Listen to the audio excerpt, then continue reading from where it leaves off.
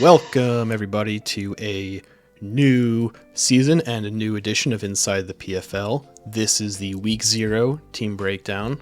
I am the esteemed Inside the PFL host, Drac, joined by the co-host. The co-host. It's Mike. We're here. We're ready for the team breakdown. I warned you guys it was coming. Here we are. Oh, baby. And here we are. I am super excited to talk about all these teams because there are a ton of really good teams and combinations that we've seen drafted. I agree.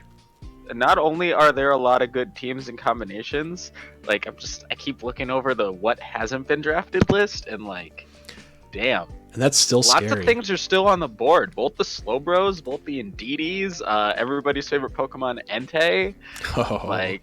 Garchomp, Palucha. Yeah, dude, that's nuts, all these mons. Togekiss, staple of our draft. But Murphy wasn't here this season, so who's going to pick Togekiss? You know what? I took Togekiss too, but you're right. Nidoking is still on the board, though, Quags. Both the Nidos, right? Yeah, both the Nidos. So this isn't the team breakdown. This is the what's left on the tier list breakdown. Spoilers. No, I'm kidding. Didn't one season Joe drafted a team with what's left on the board and still managed to make a real scary team? I think so. That sounds like something that Joe would do. I'm not even gonna lie. I get Big Joe energy. Galvantula is still on the board. What is this? Yeah, not a lot of websitters. I think it was just Araquanid, Leavanny, Masquerain were the only ones drafted. No, we had our web season where everybody drafted a websitter within 3 picks. Oh boy. But no, really though, we drafted some monster teams here, folks. I don't know who hurt some of you people to put this shit together, but damn, y'all are nuts. All right, James still wins award for worst draft. Don't even care. Spoilers. Oh, we'll get to James. His team is not my least favorite. I actually like James's team quite a bit. But anyway, without further ado, let's get into it. Why don't we? So first up, we've got Jim with PFL All-Starmies. No doubt named because love it. It's an all-star team after he just won his championship last season. Yeah, look at the mons on his team. I was talking to Joe about this, right? We're a Pokemon draft league. I compare us to a fantasy football draft league. We let the guy who won have a first round pick, and I get it. It's because of the Conference Cup, but let's just think about that. Hey, I think that's fair because you got to have some incentive for the Conference Cup, and then I'm totally about the incentive for winning the Conference Cup. I get it's total happenstance, but man, from an is outside this a perspective, team. it seems backwards. So I'm really happy to see Kamo get drafted at 200 because he got drafted at 160 after he got Clang Soul, and then he went undrafted at 200 for a while. And there was that sort of sneaking fear that maybe the commissions will just move it down because it went undrafted, but it got drafted at 200, so that's great. No, I personally would have rioted if they moved that thing down because I still bitch about the fact that we allow its Omni Boost in the leagues. It shouldn't be allowed. Can't wait to watch Jim sweep people with it because just check the schedule. I don't have it. Don't have to deal with Jim until playoffs. Same. Let's go. Clang Soul proccing Throat Spray is another thing that's why Game Freak, why? Yeah, why is a big question. And let's not even only talk about Como. So Heatran in Manus's crazy maths calculator thing is the best Pokemon in draft format. Resistances, utility, you name it, Heatran's there for it. Speaking of utility, something that really jumps out to me about Jim's team, he has 6 Rock Setters. Hold on. So we've got Wigglytuff, Heatran, Como, Fortress, Mudsdale, and Archeops. Yep. Holy shit! He's got... Wow. He's getting out rocks. He's got 6 Rock Setters. He's got, what, 1? He's got a Spinner. He's got a Spike Setter. But that's wild. I think that's really good just in terms of team building because that basically means you always get rocks out. Yeah, it's almost like you don't have to worry about where you slot it. Right, exactly. The only thing I kind of noticed about Jim's team is that it's like a little bit weak to ground. He just has the 1 immunity and no resistances, but he's got a lot of like general big physical bulk with like Kamo and Mudsdale, and Among Us is also incredibly big. So I don't think it's like that big of a deal. As somebody who always builds teams that are really weak to ground, it's not a position you want to be in. Yeah, I mean, it's kind of going to do things though. Yeah, that's true. It's kind of hard to draft a team that's like perfectly balanced, where it's not necessarily weak to one thing. Like, right, but I feel like Earthquake is one of the most prevalent moves. Right, that's true. When I make like mock potential like draft routes, I always end up being like weak to ground or ice or like flying or something random. Ground is my crutch. Every time I team build with Joe, he goes, Mike, all 11 of your mons are weak to ground. How do you do this? But look, he has some of his old favorite mons on there. He's got his boy Fortress. He's got his boy Amoongus. If only he had Jim Entei. Loves Mudsdale. How sick would it have been if he got Entei after making Bic write that? Oh my god. I don't even want to. And then he's got Spiritomb, and I know one of the championship teams had Spiritomb because Banded Spiritomb did work. That was like, Leibo, I believe. This is a great team he's got here. Wigglytuff being his main captain. Obviously, we're going to see the dumb teleport plays, but like, come on now. I'm interested to see what Z moves he's going to bring on Heatran, because I feel like with this team not having a ground weakness, or resist really, Heatran's going to have the air balloon a lot.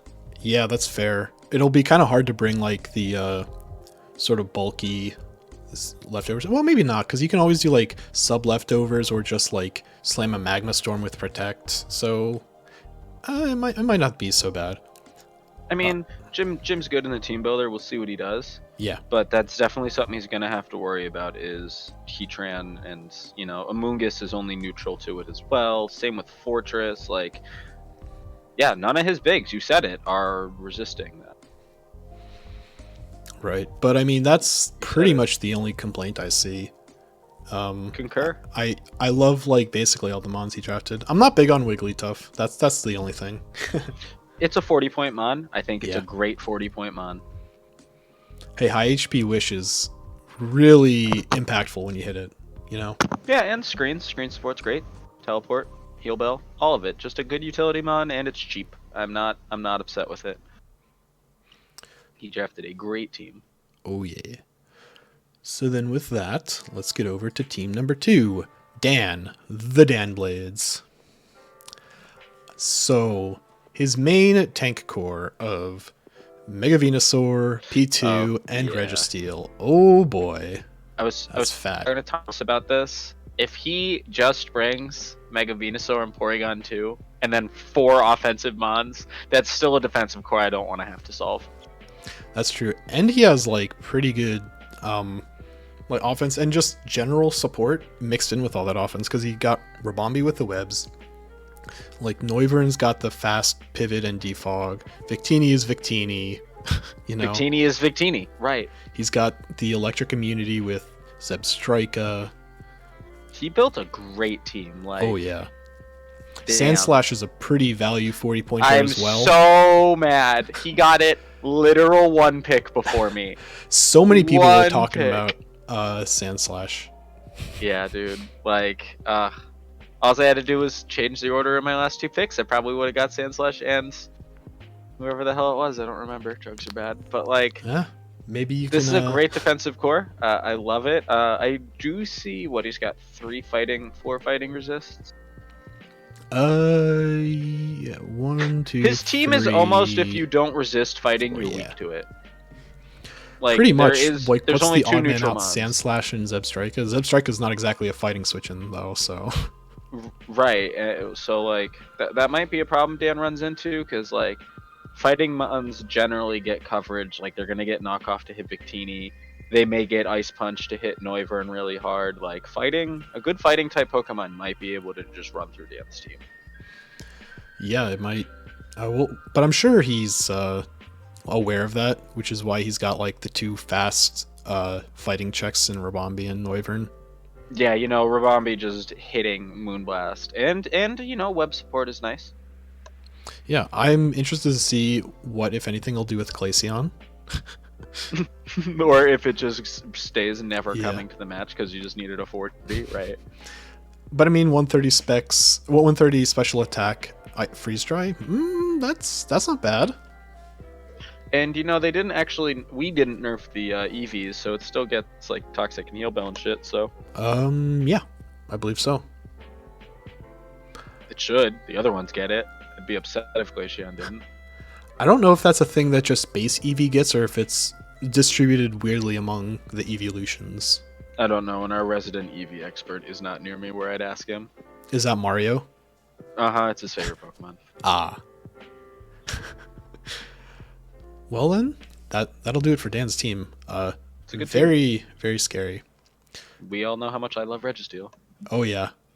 Speaking of Mons you love, we're going over to your team next to third.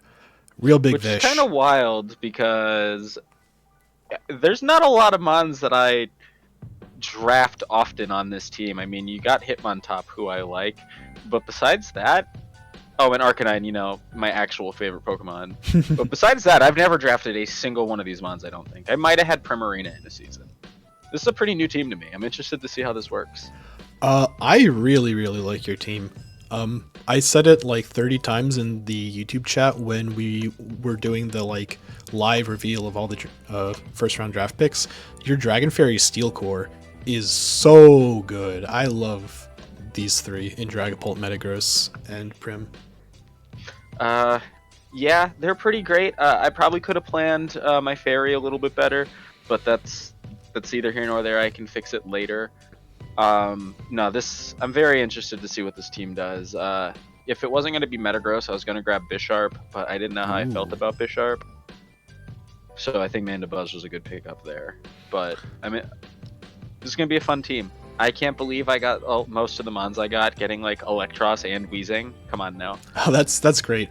That was something I noticed. You've got like Eldegoss and Weezing, and then like a bunch of things that cover Weezing really well for the like ground weakness. Like Mandibuzz plus Weezing is insane.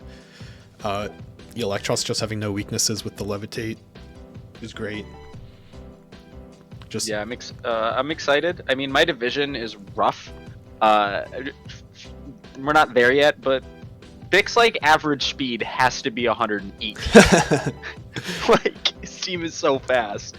So I'm very interested to see how my team performs specifically in my division. But yeah, this is definitely outside of my wheelhouse with most of these Mons. I don't have comfort Mons, so we're gonna see how this goes for me.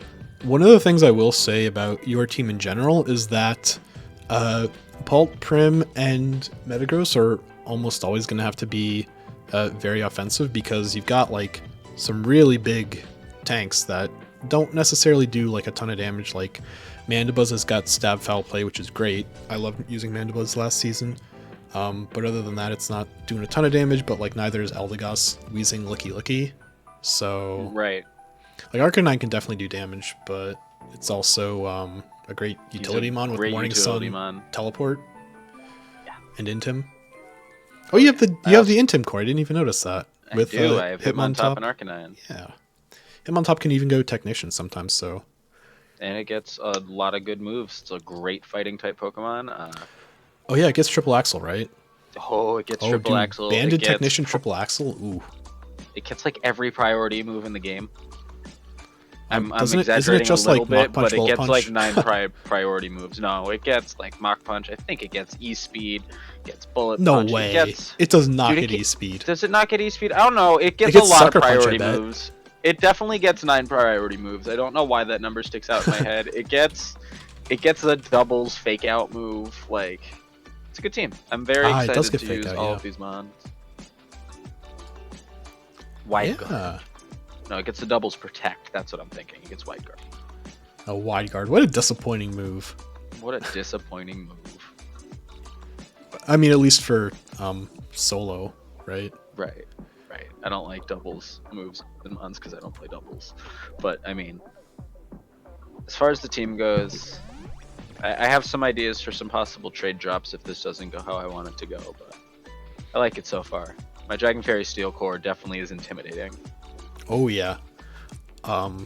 Prim is so good. Prim is so good, and it's at Cousin Murphy. It'll always be Pre-Marine account me. Like I can't not say it like that.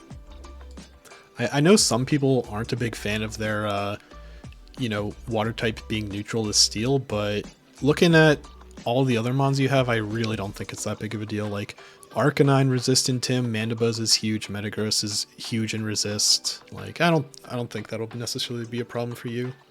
Yeah, I'm not that worried about steel, honestly. I mean Electros as well. G-Stunfisk. Right. I have a lot of steel resist. I don't have a lot of things that are like weak to steel, so I don't see that even being. Honestly, why would you run steel against this team? Nothing. Yeah, this is like neutral. This is actually honestly like a perfect team to have Prim. Just for that reason, I said that some people are like, "Oh, it's spooky to not have your water resist steel." Right, but I mean, I don't have a lot of weaknesses, so it works out. Yeah. Dragapult being the cozy captain is great because all the coverage in the world with the Z Crystal. I said it on the stream thing. I picked Dragapult as a meme, and Mario just keeps yelling at me that Z Dragapult is a problem, and I don't realize it. So we're gonna hopefully I realize it. Hopefully, I realize that it is a problem. All right. With that, number 4, Tristan. Delcatty got a fatty. I love this icon. This icon. Love it. Rob is a legend. All of it just so good. All right, so the sort of elephant in the room with Tristan's team, he drafted almost exclusively mons that moved down. I think the only ones that didn't really move on his team are Regigigas, Torterra, and Slowbro. Slowbro. You know what? I'm not mad about it. Good for him.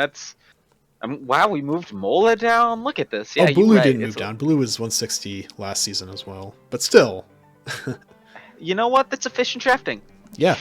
No, it's hard to blame him. He's he's basically saying, "All right, Commishes, here's what you did wrong." Yeah, he took Infernape was I had 3 mons stolen from me. It was Infernape, Miltank, and Sandslash. Yeah, that Infernape should not have moved down. I don't know what y'all are thinking. I'm not a Commish. I didn't. Yeah. Joe can tell you. I've had it out with Joe a few times about this, yeah. And you know what? It's just we ain't gonna get anywhere with it. So I'm gonna sit here and I'm gonna watch Infernape perform like a 160 on Tristan's team, and it's gonna get moved back up next season, and we're okay. It's gonna be just like the Alakazam experiment. Remember last season, Alakazam was 120, and we all bitched about it, and now it's 160 again. Hell yeah, that's right. So anyway, let's talk about the meat of Tristan's team. Big ol' Mega Scary Gary, right there in the Scary middle. Gary. You know, though, he has Scary Gary, but nobody has put Scary Gary on a scarier core than you did. Okay, so... I was about to say, you're not about to say nobody's made use of Gyarados. No, Nidoking, Scary Gary, and Zapdos will forever be ingrained in my head as 3 scary first 3 picks. I had a lot of fun with that team too.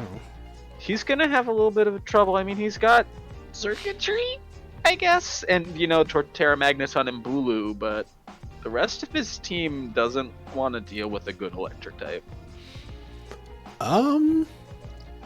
Yeah, I kind of see what you're saying. Like Torterra's his ground type. Regigigas is huge, so I mean, Regigigas is one of those mons that is always just gonna throw it a Toxic or a Sub or something, and you can't one-hit KO it just because it's phenomenally huge. Right. That's what it's there for. You're right. I'm interested to see what he's gonna do with the Z Crystal though. That'll be fun. Looking at his division here, he's got 2 different Rotoms, both Wash and Heat, and then Arctozolt from Mitch. So Arctozolt is huge for Mitch against this team. Will destroy Torterra. Oh yeah. Tristan has to worry about a good electric type in this. Yeah. I'm looking at some of these matchups here. Rotom Wash, great idea for that team. Even Rotom Heat. Rotom Heat too. Tristan, the electric types in his division might be the crux of his matches. You know what I'm saying? Yeah, I think you're right. Honestly, what does Tristan really have for Hail though? Mola is physical or special? Defensive. Really neither. I think it's 45 and 85 defenses. It just has an incredible amount of HP. That's why it's so tanky. It's just I like the Regenerator core as well with G Slowbro and Alomalola. okay. It has 80 defense, Okay. so it's defensive. So it's 165 HP. Jesus Christ. I think Mole is one of those mons where you don't really invest in the HP, you just invest in both defenses, and you just right. be super tanky and annoying. Right. Dusclops moving down is quite mysterious to me.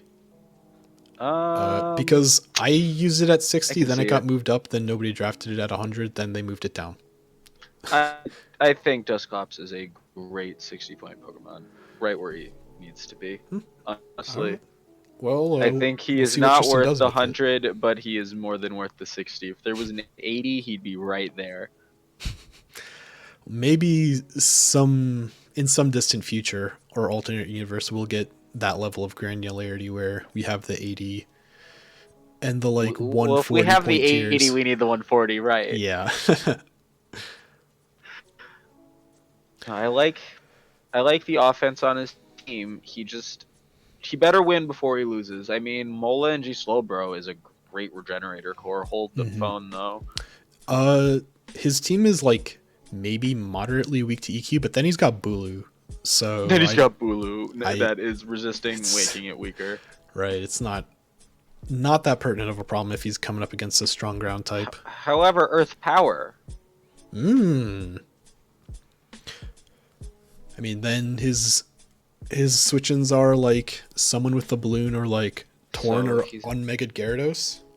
He's got to deal with an Excadrill. He's got to deal with Gligar. He's got to deal with Palossand. Okay. Those are his 3 grounds. I'm really thinking that the biggest problem is a good electric type. Yeah, I think I agree because like those ground types you listed, I don't think Tristan's got that big of a problem with him. But fast electric types. Yeah, fast electric types, Tristan. You better get ready. I mean, Xurkitree is a fast electric type, but like, isn't it like base 71 speed or something? I think it's 80. Honestly, might be. Let's see. Let's look it up. 83. 83. Okay. I knew it was somewhere around 80. Okay, but it's not like, a Jolteon or a Zeraora. Right. God, 173 special attack. I just saw that again. I mean, I get that it gets Beast Boost, but if this thing had Volt Absorb, it would be much more useful, I think. 173 special attack with access to Tail Glow is more than enough. But let's be real. But yeah, Tristan's got a super fat core paired with some fast heavy hitters.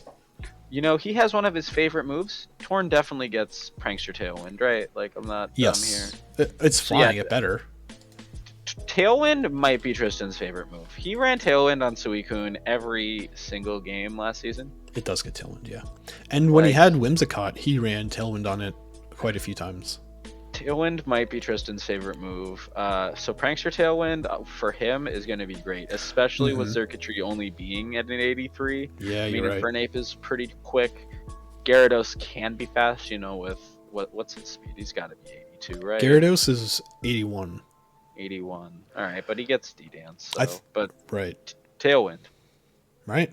I think like if you're gonna use Tailwind as a core strategy, you basically need Prankster because otherwise you have like at most 2 turns, and on a super strong Mon that sometimes all you need, but that 1 extra turn could just make the tide of battle. So if you can like suicide Tailwind with Torn with the priority, then you might just be set.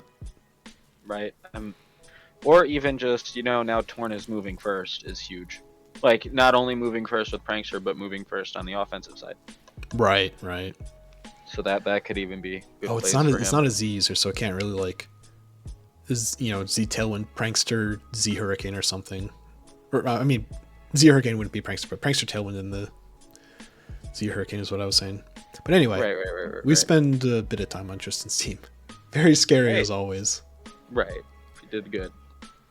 Number 5. Manny's team, Charmander's counterattack. I do not get whatever reference that is. All of Manish's references are Gundam Wing. Ah, okay.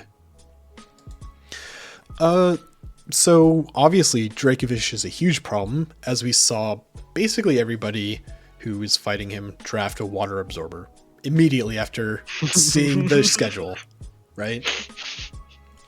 Everybody. Hard to blame him. No, you need an answer for Dracovish. Yeah. It is a mod so scary that you need to do that. You need to look down the line and go, do I have to solve this? Because if you don't, you're probably going to lose to it.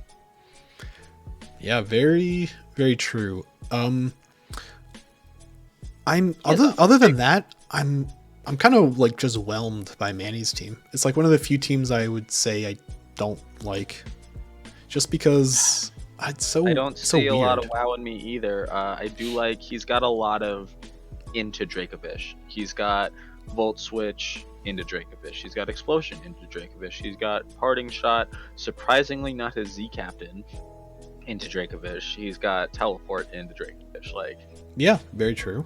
he's got a lot of, okay, now you're about to take Fish's Friend, and you're gonna do it again and again. And I think that's his big plan. But he kind of has a fighting problem. Neutral with Meloetta, but like Mega Obama, Snow, Berserker, Chansey. Right. I agree. And I was thinking about that when I was like writing my notes for the team preview, and like, yeah, he has like a lot of mons that are weak or not even resisting fighting, but that's not super duper the whole story, because Claydol is big, Alcremie is Claydol big. is big, and Alcremie is big. Yes. And like Sylvali not being the Z captain means that it's gonna have a memory basically every time, right? So if he's just like a fighting resist or Sylvali ghost or something, like those 3 mons with like your other 3 weak to fighting, that's really not that bad. I wouldn't want to draft Sylvali and then have to pigeonhole him to 1 or 2 types. Yeah, that's true. I feel like that sucks, because that is the amazing thing with Sylvali. What type? You can even have like a fire type on your team and just not run that fire type and run fire Sylvali. yeah, that's true. I mean, if like I'm the Sylvali connoisseur here, so that's because you take it from me almost every season. So damn you. No, but really, it is a great Pokemon. Oh, yeah, for sure. Its move pool is amazing. It's got great stats, 95 across the board. Yeah, I mean, Z Parting Shot is obviously a favorite of mine. It gets I love it. The all the plays, Flame Charge, Sword Stance, Psychic Fangs. It gets so many coverage moves. On top of the fact that it can be whatever it wants. Like, come on there. Yep, and the 120 base power multi attack in whatever type you're holding. Right, yeah. Always stab. Yeah, very good. Amazing. I mean, that basically is a Z move, right? Like, it's effectively 180 base power after stab. That's pretty good. Great Pokemon. But yeah, I like some things about Manny's team, like basically Sylvali and the 2 huge fighting walls. But I mean, other than that, I'm just kind of like whatever on it. I don't know. Something about this just doesn't like click with me. I still call bullshit that we moved Chansey down and then drafted it. Yeah, like, they can be like, oh, you should have drafted it if it was so good. You can say that all you want, but that's not how everybody drafts. Like, we're thinking about the next team at the end of the last season, right? We're thinking about what we want to draft, and meanwhile, they get to, rub their hands together behind the scenes and be like, oh, I'm going to move Chansey down because nobody wants it at 200, and I'll suddenly have 40 extra points. But yeah, speaking of like mons that are just, you need to solve this or it will destroy you. Chansey's another one of those mons, I feel like. And you know what? At least Dracovish's death is quick and painless. It's not. You're gonna look at that pink flob, slowly kill all 6 of your Pokemon after you killed all 5 of your opponent. Right. Chansey's gonna sit there with a dumb smile on its face and just be in the way. Yeah, pretty much. That's enough about Manny's team. Oh, let's look at my team. Hell yeah. Tepig Lebowski. I love the name. Thank you. So my first 3, the big old core of Clefable, Mega Sableye, and Snorlax. Big fan. I was very happy when I got all 3. I hate it. I hate it so much. Your team is going nowhere fast. I mean, I've got some speed. I've got, like, you know, Sigilith is 97, Flygon's 100, Bolton's 121, Roserade's 90, Kling-Klang's 90, Kling-Klang with shift gear. All right, but like I think all your big mons, Roserade's also like 80 or 90. Yeah. But your big mons, they're so slow. Yeah, that's true. Your expensive mons are, and like I can't say much. I mean, outside of like Dragapult, my team isn't very fast, but like, Jesus Christ, your team, you're gonna make people sit there. They can't Toxic Saw you. You can Toxic Saw them. Oh hell yeah! All day. You'll win that battle, but like, and then Flygon's just gonna come in and sweep at the end of the match.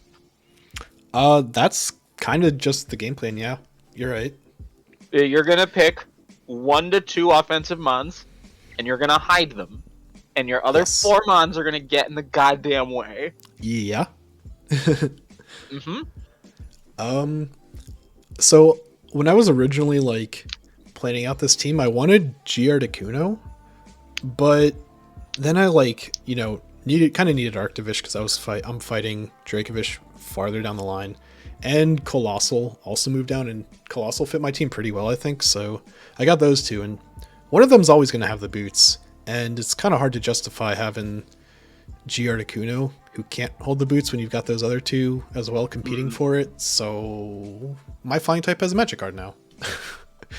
I love Roserade. You get Natural Cure and Rest. Do with that information what you will. I did know that. That's really stupid. I don't like it. I love Roserade. It gets so many good coverage moves. Does it? Wasn't its big thing like Technician Hidden Power? Yeah, you're right. We got rid of Hidden Power.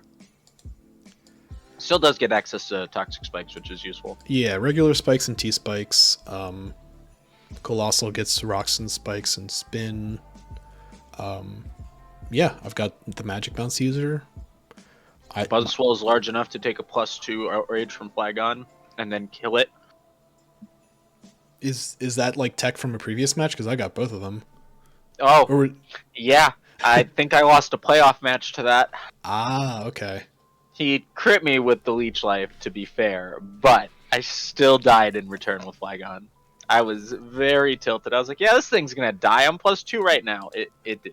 130. Well, I mean, Flygon's got dual wing beat now, so maybe your mistake was taking Flygon as season 2 early. That could be it.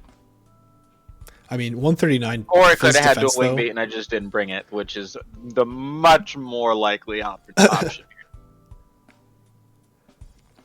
But yeah, Buzzwell's great.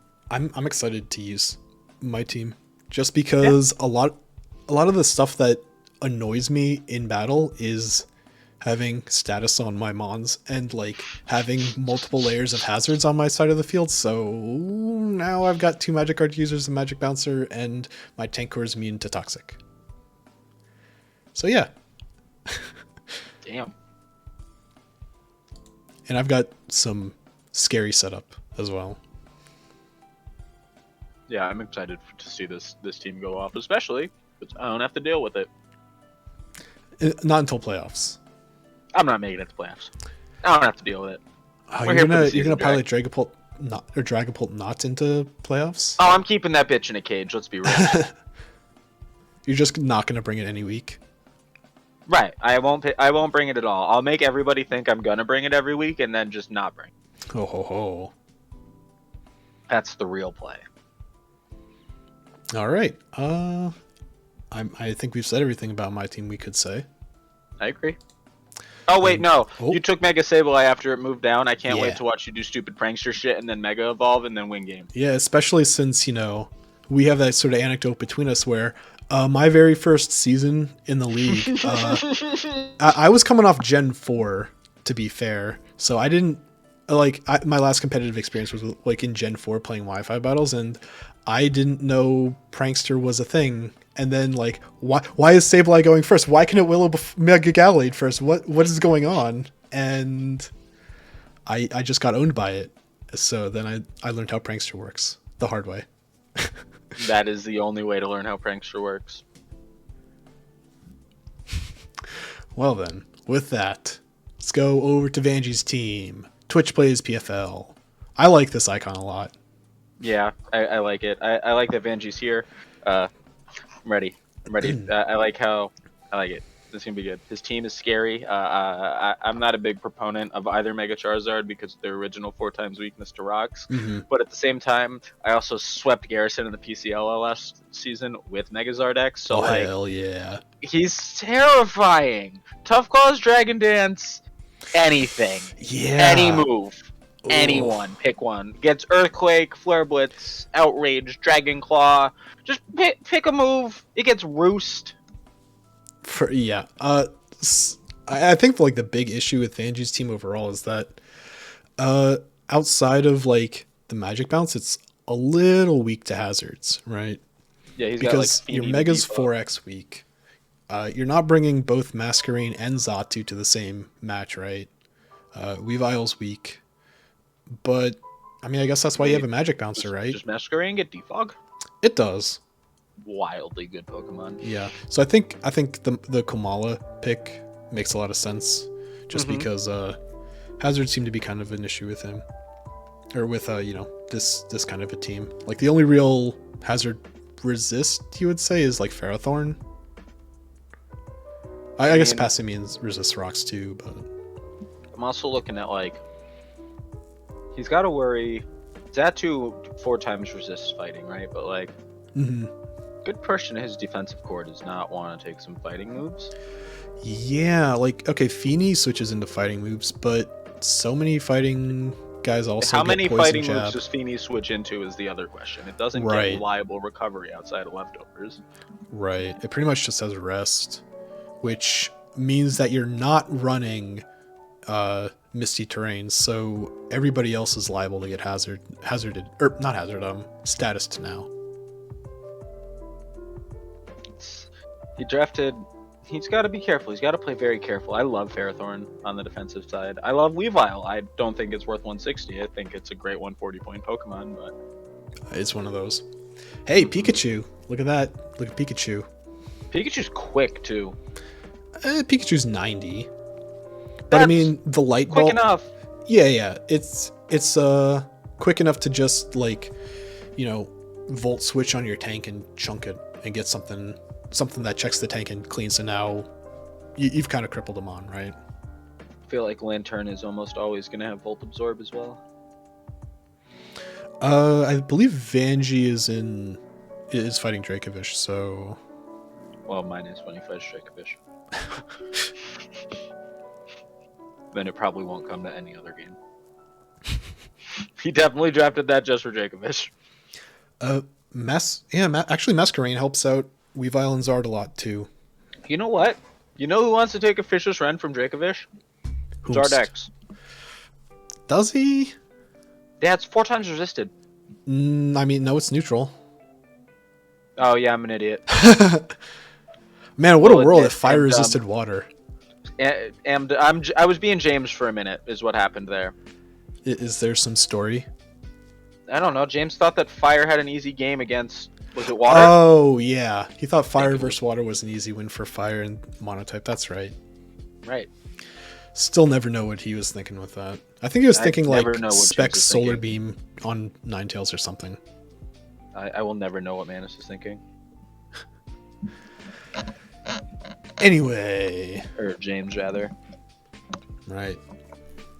Anyway. Let's go to the next one. Leibo with the Guardians of the Galaxy. Love it. He did the opposite of what Tristan did. He drafted everything that moved up. Yeah, but he drafted some real winners outside of Blind Salamence. Blind Dragon is going to fuck him in at least one game. We do have Blind Salamence. But we love them all the same.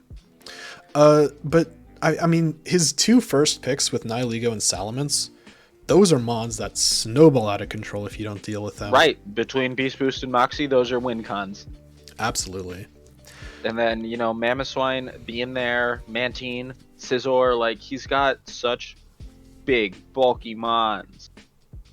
Yeah, I think Like, the only thing that's missing is, well, maybe not, no, I'm wrong. I was going to say that he's missing some immediate recovery with only having Roost on main team, but no, Scizor and Salamence also get Roost, and they're fairly big, so. And Aromatisse gets Wish. Yeah, Aromatisse gets Wish. So, yeah, never mind. No, he's good on the healing side. Fairly sure Trevenant gets Strength Sap, too. Wow, that would be wild. I didn't know that. I'm He probably gets Google Leech that. Seed. Let's find out. Right. He's only his only like real walls though, in terms of like true walls, not just like a sort of bulky mon that can do either, like Salamence. Pretty much just like Aromatisse and who's this, Mantine. Oh, no Strength Sap. That'd be Like, broken. but he's got a lot of general bulk alongside that Let's though, get because Throw is pretty big, Mamoswine's is big.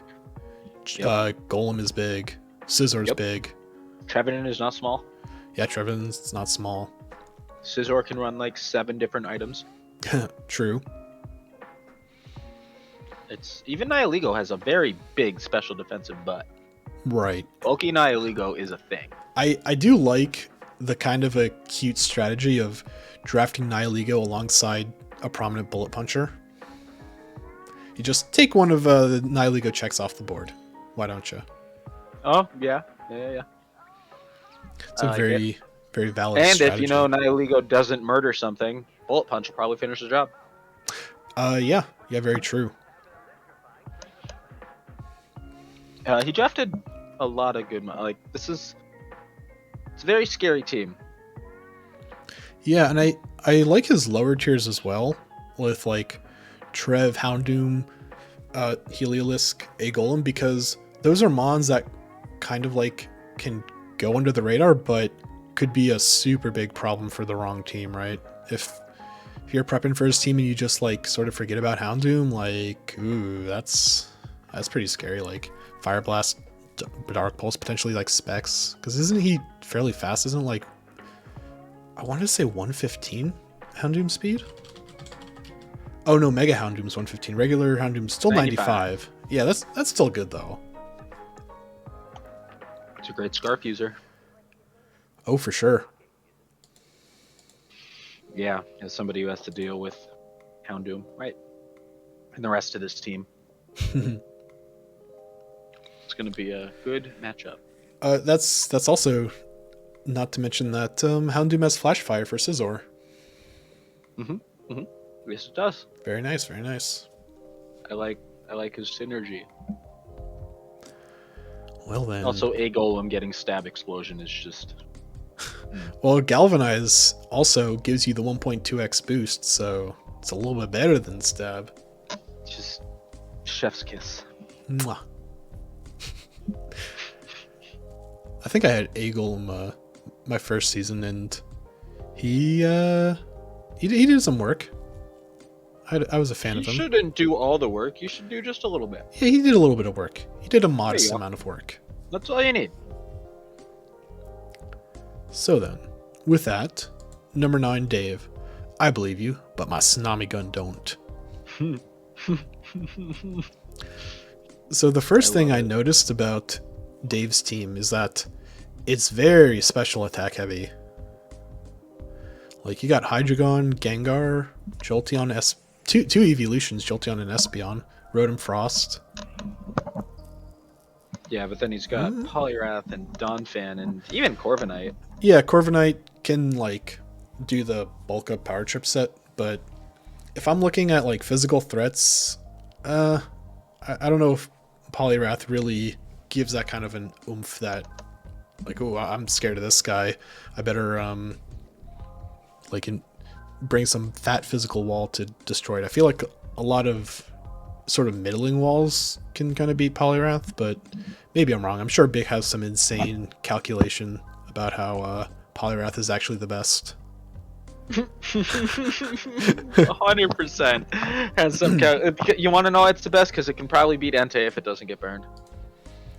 Oh, well, I mean, if you're worried about getting burned, just run a special set, right? Oh, Jesus Christ. I have 70 special attack. That's not true. nothing. Probably gets Scald. Yeah, Scald Hydro Pump. Oh, come on now. Specs, let's go. Specs Polyrath incoming from Dave's team, everyone. Oh, baby. Yeah, Specs Polyrath on the team that we were talking about being special heavy. Or I was talking about being special heavy. Right, exactly. Well, you need more special Pokemon. Ah, hey, when you're right, you're right. No, but really though, I don't like looking at Gengar, Hydreigon, and Corviknight together. Yeah. Uncomfortable. Oh, yeah. I'm fighting Dave, too, so I'm like, ooh. Ooh, those three are But you're right, problem. it is very special heavy. He doesn't have a big physical hitter. Another thing that's like maybe a little weird is having both Audino and Florges. I'm not like super against it, but I also like, I don't know about it. It like two big fat passive wish wall type mons on the same team. Especially for 100 points. Right. Feel like the points could have been spent better, you're right. Not gonna argue that. I'm interested to see what he's gonna do with Z Murkrow. Prankster things. Yeah, but what Z move does it get? Because I was looking, it doesn't get Memento or anything fun like that. I mean, I might have just overlooked something. It's just probably prankster things. He's gonna get a cheeky prankster playoff. Probably. I don't like how it's a Z captain just because of you're not gonna have the Evolite and it's already small. So yeah, that's true. Because one of the big things that makes Murkrow so deceptively fat is Prankster Roost. Prankster Roost. Right. Ew. It's almost as good as Prankster Recover. I mean, depending on your perspective, it might actually be better because you lose the flying type weaknesses. That's true, but then you have to get hit by Earthquake. Like, can you imagine if Torn Eye got Roost? Prankster Roost, now you're typeless, you're not weak to anything. Yeah, but now you can get hit by Earthquake. Oh no. Hey, that's useful. Yeah, you're not wrong. I like Rotom Frost getting drafted. Hell yeah, finally. Has it ever been drafted? Joe has that statistic, I'm sure. Shouldn't have ever been drafted. At 40 points, come on. Normal ass Rotom is better. Yeah, and he's also a tier higher. Normal ass Rotom is 60 points. Yeah, normal ass Rotom is cool. Like he has stab poltergeist. You have faster Willow than the other Rotoms. I just don't like Ice as a type. Ice is kind of an awkward type to use just because it's weak to so many things. But I mean, hey, it's another Rotom that can hit ground types, so there's that. It's got that going for it, which is nice. I mean, you are relying on Blizzard, but at the same time, if you're the ground type, are you like gonna be like, oh, he'll just miss, right? You're gonna switch out. Especially because he levitates. What the hell are you gonna do to him? Hit him with Stone Edge, hopefully. Right. Speaking of moves that don't like to hit. Right. You're playing a dangerous game here. Who's gonna actually hit the other one first? Right. And with Rotom going first, well, not necessarily going first. It'll depend on the ground type, of course. But like, I was thinking of something like Hippowdon, right? Right. Ooh, but then Hippowdon has a fat butt. I don't know. Hippowdon's fat physically. It definitely does not want to stab Blizzard. Yeah, that's true.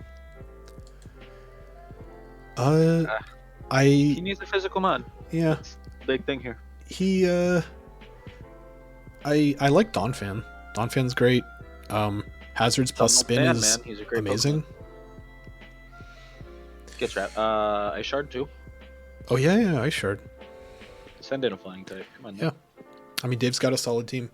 Like the only thing, like I said, the only thing that I'm like, I'm not sure about is the two passive Wishmons, kind of fill in the same role. He can definitely trade one for like a physical offensive mod. And it's another one of those things where like, they're not both coming the same week, right? Oh God, no. So maybe it's actually not that big of a deal. You just decide on the one that does better. They would work together though. Kind of, but that's just so passive. Yeah, but if you're like toxic stalling, switching in between those two, it kind of does make me want to get a little bit. I don't know. You're kind of selling me on this now. I don't know if I'd bring them, and I don't know if Dave's gonna bring both of them, but like, they would in theory work well in unison. Right. But in any case, let's go to number 10. M1, Dr. Salazzle, or How I Learned to Stop Worrying and Love the Sludge Bomb. He might have the best team name this season next to mine. Dude, this icon is so good. I think this is my straight up favorite icon. Salazzle falling out of the wheelchair with the gun. So good, dude. So good. Oh. Anyway, M1's team, he's got the super fast pivot core, right? Torn and Mega Manectric. Zarude's fast too. And then, you know, he put Hatterene on there so that even his slow mons are fast. Right. He's got the great Trick Room core, right? Like Buffalon's slow, Aggron's slow, Araquanid's slow, Hatterene of course slow, right? Glastrier slow. Is M1 gonna go fast? Is he gonna go slow? Only he knows. Nobody knows. He might not even know. I like the double regenerator on your fast mons. That's amazing. Oh yeah, Tauren and Mineshaw having regenerator together, that is pretty great. Especially because that's like free life orb for Mineshaw. Right. Mienshao gets like the free life orb, or you could like just hit sub and then see what comes in and just hit that thing, then switch out the next turn and then leave. Yep. Yeah. I guess something to point out is that the only hazard setter or rock setter really is Aggron. He's got webs on Araquanid, which is great with like Mega Manectric and the fast mons. But the only rock setter really being Aggron is kind of spooky, because Aggron generally likes to have, you know, like a choice band or a life orb or something to hit those like big head smashes or heavy slams. I am a big proponent of defensive Aggron, but that's specifically defensive Mega Aggron, so... Oh yeah. I think, weirdly enough, Aggron and Mega Aggron are two different beasts altogether. Yeah, I've never drafted regular Aggron. I don't like his 4x weakness to ground. I do like Mega Manectric on this team. He's one of my favorite Megas. Oh yeah. Even though we did lose Hidden Power and any and all ground types wall him. That's not the whole story. I had Mega Manectric in another league, and sometimes you just gotta play better. Sometimes you just hit Toxic knowing that they're gonna switch the ground type in, and all of a sudden your wall's Toxic. What do you think about that? Mega Manectric, I love it. I love it. M1 also has some incredibly fat mons, like Glastrier is huge, Hatterene is huge, Aggron's huge, Araquanid's huge, Zarude, absolutely huge, Buffalon, huge. Yeah. That's a lot of like large. General bulk. It's not like one of those like, oh, I gotta worry about, you know, Clefable or something just stalling me out with Wish. It's not like one of those walls. It's like, you cannot possibly one-tap this, and now I'm going to hit you in the face with something really, really hard. What are you going to do? It's like that kind of a tank, you know? He also has, like, you know who can Toxic you? M1 can Toxic you back. Or Drac. He would be able to do it. Because just... Nah, he wouldn't, but like... Fast... Salazzle is very underrated. Fast Substitute and able to Toxic whatever is hilarious. Give that thing back slug, protect, like, come on. Corrosion is just for steel and poison types, though. That's not going to get around like Magic Guard or Magic Bouncer immunity. Right, that's why I said for real he couldn't, but... Oh, I thought you said for real he could, okay. No, like, he couldn't for real, but, like, we definitely don't value just passive Salazzle in this league. Just Toxic, Protect, Substitute, Flamethrower. You don't need it. Done. And you're holding the Black Sludge, so yeah. I'm going to get off an extra Substitute. Right. I'm going to get off a lot of extra Substitutes, and you're going to hate your life. Yeah, and like, with Tauren having the boots, that's like a guaranteed defog, so like defensive passive Salazzle is even more annoying to deal with because you can't even chip it down. Yeah, it's a problem. A big problem. I really like the sort of polarizing nature of M1's team. I like it a lot. I don't like Torn T. That's just personal. So we'll see how that works for him. But I mean, it is a great mon. Fast U-turn with Regenerator is great. But Well, I'm interested to see how he plays with this team. Yeah, I'm super excited. But anyway, number 11, LCD, Big Liquid 3 Infinity. Something suspiciously Mega Altaria didn't move up. I don't know why. It's such a good Pokemon. Mega Altaria is a mon that I look at pretty much every season, and I go, "Is this the one? Is it now? Is it is such a good Mega? It does so much. What is it gonna do? Is it gonna do utility? Is it gonna do a special set? Is it gonna do an offensive set? Is it gonna perish trap you? Yeah, like it's just it is so good at so many things. And then he's got Jirachi and Lando fucking T to back it up. Oh, like, baby. I'm interested to see how he's going to put Lando T and Terrakion on the same team. Just being both physical hitters, very heavy, but... Yeah, they don't necessarily have to come every week, but they're definitely something you got to prep for. Oh, and yeah, if you decide to not prep for one of them, you're fucked, because it's going to show up. Yeah, and he's got great Scald switch-ins, like Altaria, the Water Absorber, the team card, Lapras, Serp, right? All those guys switch into those Scalds. Serp might fall into that category, like, while it's resisted. I mean, it does get Leech Serp is big, though. But, like, is it? Serp is 95 in both defenses. Okay, yes it is. Yeah. Okay. Yeah, he's got a lot of good skull checks. Shit. I think the only like issue I see with his team is Lando and Altaria are the defoggers, right? Yeah, Mega's gotta get defog. Hoobst? Yan Mega? Oh yeah, Mega gets defog, but I mean, who's running defog on Yan Mega? That's true. It's like Throat Spray or Life Orb. Maybe the boots. If Lapras isn't coming. I like this team a lot. He's got a lot of mons that I always look at and go, is it this season? Jirachi's another one. Terrakion is one. Joe is a big proponent of Kangaskhan. I don't see it. Kangaskhan is interesting. Like, he's got the whole scrappy fake out thing going on.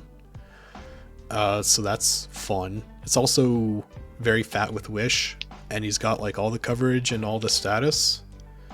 So I think that's Kangaskhan's deal. But he's not like one of those super scary, threatening guys, I don't think. AV Magmortar is going to be a good thing for him. That's going to be fun. You say AV? AV, yeah, for Magmortar. Magmortar, 95 Spadef? Okay. Yeah.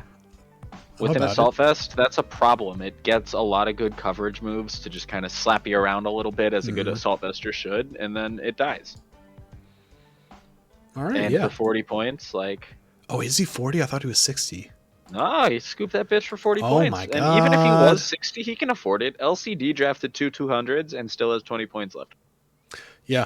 Oh yeah, that was another thing I noticed when looking through the doc. Everybody used all their points except for LCD, who ended up with 20. Oh wow.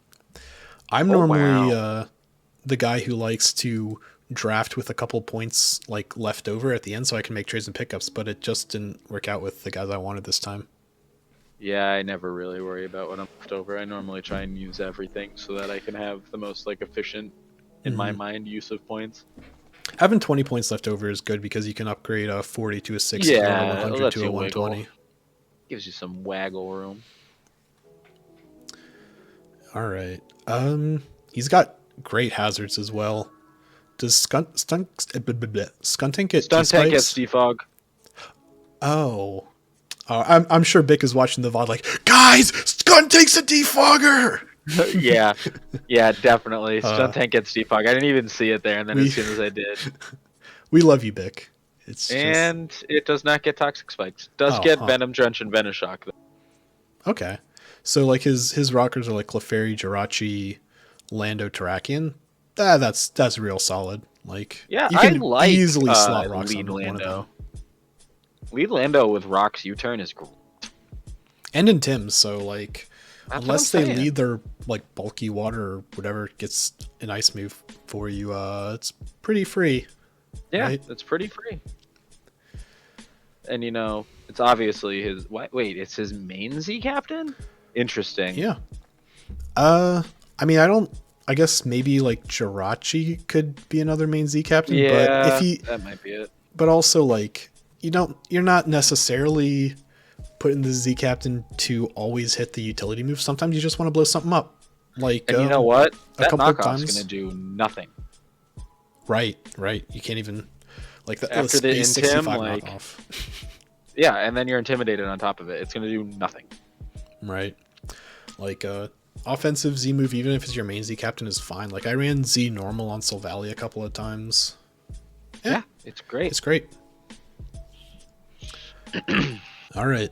Time to talk about your favorite player. Mitch. Haunter Mitch X Williams? Haunter. Ooh, okay. Have some inside scoop on Mitch's draft. Oh, so, ho, ho. Mitch is the only one to make a pre-week 1 trade and pickup, where he took Tapu Lele fairly short in the first round and traded it to Hunter for Megalopony. Yes, he did. Now, there's a reason for this.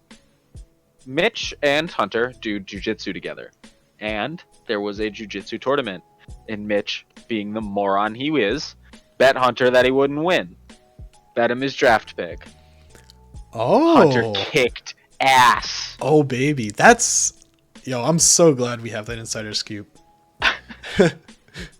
Right? So there you go. That is because I asked him. I saw him. I was like, why did you do that? And he's like, well, I lost a bet. And I was like, you're an idiot. So here we are with Mitch's team, which actually isn't terrible. He went for his trusty weather, except he went for ice this time. Yeah. I don't know about Mitch's team, man. It's not great. I don't really like this team, I'm gonna be honest. It's not great. I'm not gonna lie to you. I'm not like I like A9 Tails putting up Aurora Veil for all of these Pokemon. Just like sure. thinking about trying to kill Melodic behind Aurora Veil makes me a little sick to my stomach. Gligar too, like, but like he doesn't have any mons that I'm looking at where I'm like, if I don't prepare for this, I'm gonna lose. Like Megalopony. You gotta have a big fizz check for Megalopony. Yeah, yeah. I think the biggest issue with Mitch's team is that steel types kind of shred through him. He kind of just has like Melodic and Copperaja for them, you know? Yeah, looking at it, I mean, Arctozolt is neutral, right. And we do have to. It does get Slush Rush and Volt Absorb, so those are two great abilities, and just the ability to just slam Bolt Beak, as we talked about. Tristan does not want to deal with a good electric type, especially one that has access to ice moves. And who's gonna go first with that double damage Bolt Beak? Right, like none of that sounds fun for specifically Tristan, but I kind of like the cute combo of like the Sunny Day Lipard with Leavanny. If I like that. he runs Sunny Day Lipard with Leavanny, I'll pay for your entrance to next season. You cannot tell him to do it. The only thing is that Leavanny doesn't get Solar Blade, so it can't even like fully take advantage of Chlorophyll. It's gonna get even faster webs. There you go, even faster webs. I don't really like either of the Lotties. Yeah, there's nothing on Mitch's team where I'm just like, this is a scary Pokemon. I actually like the Lotties, but something about it doesn't seem like it fits with this team comp. I can't quite put my finger on it. I think just having the kind of low Fizz Def on Laddie combined with the sort of apparent steel weakness on this team. Like I'm almost looking at Mitch's team going, how did this cost him 1,100 points? I guess it's the big hitters. He's got a couple like 100. He's got quite a few hundreds because I guess like Megalopony's 200, A9 Melodic 120, Laddie is 160, and then he's got 1, 2, 3 100s. Okay, I don't know. He drafted the normal thing. Yeah, Hun- I kind of see what you're 200, saying. Like, 160. how is this 1100 points? Yeah, what am I, like you said, Megalopunny is like, it's a problem. I'm having a hard time admitting it's a problem. It's a problem behind Roarvale. It gets scrappy, which is just nuts. But like, what am I scared of? Where's his special presence outside of Ladia? Like competitive melodic against an Intim? Cool. Yeah, yeah. Maybe That's him and Dave can do some trade. okay. Yeah, maybe. Maybe him and Like, Dave can do trades. Like, I know you hate special dragons, but you can't sleep on Lottie. I hate special dragons. And that's the red one too. Adios is the red one. Yeah, that's the less specially offensive one. Yeah, that's the bigger butt one. Got the big old booty. I mean, Calm Mind Wish plays. Well, he even gets Roost, so like Calm It's Mind useful. Roost. You know what? All his bigs get recover. Melodic gets straight recover. Yeah, fairly Gligar sure. gets Roost. Yeah, and Papa Roger Latias doesn't gets get Roost. anything, but like he's not one of those like unassailable walls that you have to break through. He's just Right, like no. I'm gonna live a couple hits and hit you real hard. And hit you with Sheer Force, right? You're just gonna have to deal with it. I'm not sure what his plan was with the Z Crystal on Liepard. I guess you can like Z Taunt and Sucker Punch things, But but then it just switches out. More and prankster so I don't shit. know. Maybe Mitch just went, this gets prankster. I'll do that. Yeah, maybe. I'm sure he has some ideas that we might have a blind spot to. But I don't think we'll see. Mitch has a single idea in his head, and normally I don't shit on Mitch until the season starts because I normally like his teams. His team is very meh and middling. Yeah, that was my take on it as well. That was one of the like two teams I would say I don't like. But it's got some synergy going on. Like Melodic and Gligar are good together. Undefeated. Man, if we lose to Slush Rush Arctozolt as a league, then we might have to all collectively take a knee.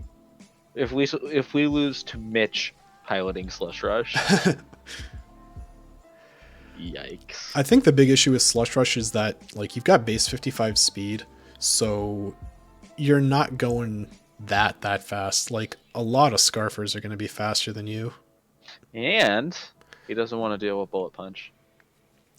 It's neutral to Bullet Punch. Yeah, but alone Ninetales is gonna fall over. Oh, and then yeah. You got to worry about like, well, what item is it gonna run? Because if it doesn't have boots, then it's taking 25 on rocks. Like, there's just you got to worry about some things with ice. It's very scary. Ice is a very hard type to run. Yeah, definitely. Like his only real removal is Gligar. But he's got 3 rock setters, so that's nice, and a web setter. So he's got that going for him, which is nice. Yeah. Lycanroc Midnight is very good. I lost a points. game to Banded Lycanroc Midnight because I did not plan for it. Yeah. It hit the moves in my face, and I loved hitting Scarf Stone Edge. I loved Sash Endeavor. He can do some stuff. All right then, let's talk about Kyle. The Bulb Busters. Ooh, man. Look at that defensive core in Zapdos, Tyranitar, and G Wheezing. That's a core that covers each other well. I don't like it. I don't like that not only does he have Does what? Stoutland Alakazam speed, and then he took Stoutland for the sand boost, and then fairly sure Doug Trio gets Sand Force because I know Alolan Doug Trio does. Oh yeah, he does get Sand Force. You better not be running an Arena Trap. That's banned. Kyle went from last season, I didn't have enough speed, and now he's like, I am speed. I am the speed, and he has Adaptability Aqua Jet, which another Mon mysteriously moved down. And he gets Dragon Dance and Quiver Dance and Volcarona and Tyranitar, like... Dude, oh, hold up. Let's talk about the double Moth squad with Volcarona and Frostmoth. Oh yeah! Shit! He's going double Bug. He's got a big old problem with rocks. Yeah, he kind of does have a problem with rocks, because, like... What's getting rid of them? Zapdos? Altaria. Oh, but yeah, wait, G-Weezing? what the heck? He has G-Weezing? a super problem with rocks, actually. He doesn't have a fighting type, so his rock resist is Doublade. I guess Dugtrio too, but it's hard to count Dugtrio as a resist to anything because it's so frail. Sorry, I'm trying to look up. I'm fairly sure Galar Weezing gets Defog? I think so. Why do I think this? Because it does. That's why. Okay, it gets Defog. That's great. That's really important for Kyle, because there's a lot of contention for boots on Kyle's team. Like, you've got the quad weak bugs. Zapdos really, really wants boots. Altaria, if it ever comes, wants boots. Yeah, he's gonna have to watch out for that. Rocks are pretty much guaranteed coming. I mean, sure, Alakazam gets Taunt. That seems like a move Alakazam would get. It's just... Besides that, his team is terrifying. Yeah, for sure. He's definitely looking to blow you up with, like, Zam and Stoutland, right? and even Volcarona. And Volcarona, yeah. I'm happy to see Volcarona come around, because I think it's been one of those mons that either hasn't done much or just doesn't get drafted. Yeah, it's a meh Pokemon. It's a mon that we always want to see do all the things, and then it does some of the things. I want to see it do well. I like Volcarona. I know you're not afraid of who knows it. Glad Alakazam is right back at one. Where it belongs, let's be honest. Where it belongs. Man is a monster. Although I did draft it in PCLL, and I don't think I... but still. I like G-Weezing. I like that its hats or its smokestacks go outside of the little team window or mon window. G-Weezing is a really, really good mon. It gets a great amount of coverage, and it just neutralizes the opponent's ability. Or it'll levitate. Does he not have a dragon? Oh, wait, Altaria. What a weird Dragon Fairy Steel Core he's got going on. Yeah, like, what types is he missing? He's missing a fighting type. I don't know. That calculation's too hard off the top of my head. Right. He's got a very interesting Dragon Fairy Steel. It's definitely not traditional, but I mean, each of them independently are pretty strong. They do like type. one thing. Oh, true. He doesn't have a grass type. He's not super weak to grass though, so. Or ground. Yeah, or ground. So I don't think that's too much of a problem. He's gonna have a little bit of an issue with fighting. Only a small one. I don't know. Like, Zapdos and G-Weezing are two really solid fighting switch-ins. That's why I said it's only a small one. It's like, you know, T-Tart and Stoutland, both big weak to fighting. Frostmoth as well, I think fighting... it's neutral, but it doesn't have great physical defense. Okay. And then, you know, Dual Blade does, you know, immune, but still, like, a good fighting type is something to bring against Kyle, I'd say. Yeah. Who are you going to call a good fighting type? Jesus Christ. Hey, I had to work in some kind of a Ghostbusters reference with this, Bulbasaur Ghostbuster thing going on. Love it. All right, then. That sounds like we're about done with Kyle's team. Yeah, there's nothing more to say about it. It's a good team. Did great. Nijia's team. Porigami. Love it. I like this team. It feels like it's very solid all around. I'm kind of like curious what the general game plan is though for Nijia's team going forward in most games. Like, it it just seems like a very kind of solid OU kind of ish setup that he's gonna have going on. So Gliscor, Empoleon, and Comfey as defensive mons, terrifying. Very good. Oh yeah. Terrifying. Mega Heracross, not small. A very hard mon to one tap. Raikou and Greninja, very fast.